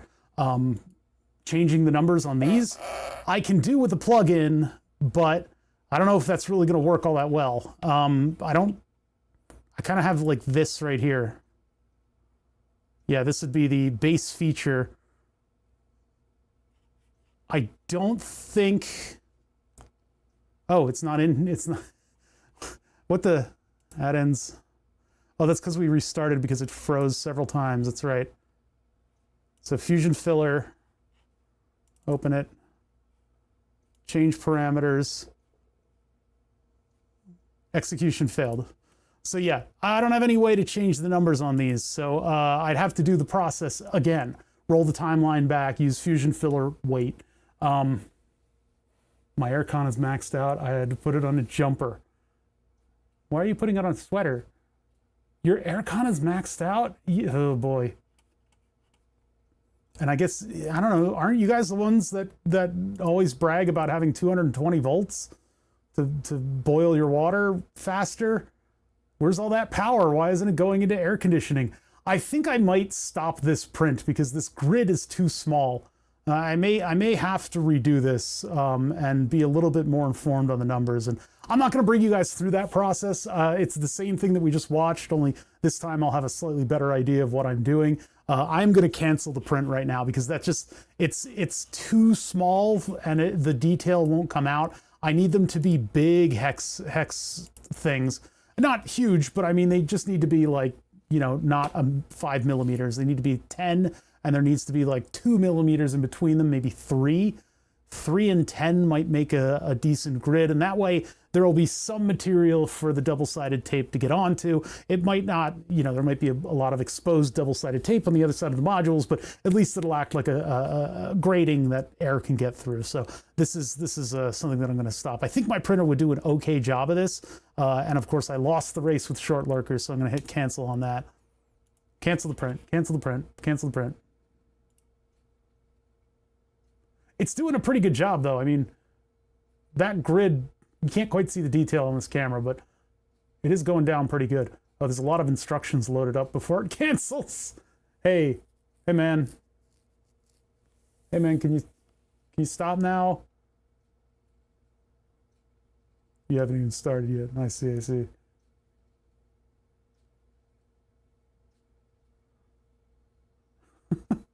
Can I go to work and borrow the aircon? Sleep in the lobby. What, hey, what part of cancel didn't you catch there, Octoprint? How many instructions is it sending? It shouldn't be that many. Is it like, has it already sent layer 2? Like, what's going on? I'm gonna cancel again. Cancel. This will cancel the print. Yes, cancel the print. Oh, okay. I must have hit no. I hit the wrong box. Okay, anyway, my afternoon is going to be filled with me doing all of that again. I will not drag you guys through that. That's going to be a bit of a slog. And then we need to build each of the little modules that's going to do all the tasks on this. So we need amplifiers, we need attenuators, we need muxes, and then the modules that I have, the little I2S guys, need to be hooked up. We need to get that pin out all together. I need to hook up the screen. That's going to be the most current hungry piece of this whole thing. The screen might make or break the project. We're not using metered power into the screen, but the screen's going to be using up a lot of power. It's just these Noritake, even the old Noritake e-trons screens. And then it's not a character display. I believe it is a pixel display. And so we've got to put in the number of pixels and, you know, get all that stuff figured out. It should be pretty cool when we start really running code into this thing, but it's going to use the fastest microcontroller I have. Not really the newest, just the fastest. I'm kind of annoyed that it's not USB-C. It's going to be USB micro. But we can hit it with code. We can get it up and running, and hopefully we can get that screen working, and things will kind of go from there. The internal systems are going to be relatively simple because the thing just self-calibrates. It'll hit that -10 and +10 supply and just hit it to the various inputs and outputs in order to get everybody within specification. And then, I don't know, maybe sometime at some point we can build in something that'll be sort of cognizant of any errors along the way. All right, so that was the stream for today. We get the little hashtag AutoCAD ad done. I'm gonna futz with the numbers and fix that. We will have something that we can play with hopefully by tomorrow stream, hopefully. and I got to get up early tomorrow, so I'm ending now. I will catch you guys either on the Discord or in between on Twitch. I don't know, whatever, wherever I am. Let me get the end card and just do that up real quick. So go all the way to the admin section and just cut and paste and update it for tomorrow. And presumably, assuming everything goes well, we will actually have the plates that I can mount everything to tomorrow, and we'll figure out what fits and what doesn't. And I got to get up at like 5 tomorrow, so that'll do. That's all I have to do is just update that, and then I go in here and I do the end card. And my defunct B-Sky, the Discord link is the real link from this one, but I'm going to be back 21 hours, 5 minutes and 9 seconds, and hopefully we can actually have a long stream tomorrow, because nobody's going to be here except for me and the dog. So I will catch you guys then. Have a good one, and we can see if anyone's around. I don't really think anybody's around, though. Just check real quick. Rabaz is doing Dwarf Fortress, so it's not very exciting. Star Fox from TechSmith. Been meaning to raid. TechSmith was so nice that I'm afraid to raid into his channel. Everybody scatter! Get the hell out of here! I need to fix those. That's something I need to do. It sounds annoying though. Oh, it's gonna rain for you guys tomorrow? I think it's gonna rain for us too. But anyway, I'm gonna see you guys. I'll be double sleep deprived tomorrow. Until then, catch me on the Discord. Like, I love that we've gotten this sort of like ragtag group of crazy people from around Twitch that are interested in a lot of the same stuff that I am and doing a lot of these cool projects. I really, really appreciate you guys posting the cool projects in my Discord. That's everything I wanted it to be. It's really cool. And especially to see people helping each other with weird problems that we constantly run into. Good stuff. So check out the Discord if you get a chance. I'll catch all of you tomorrow. I'm going to be dead, and that's all I got. I'll see you guys later.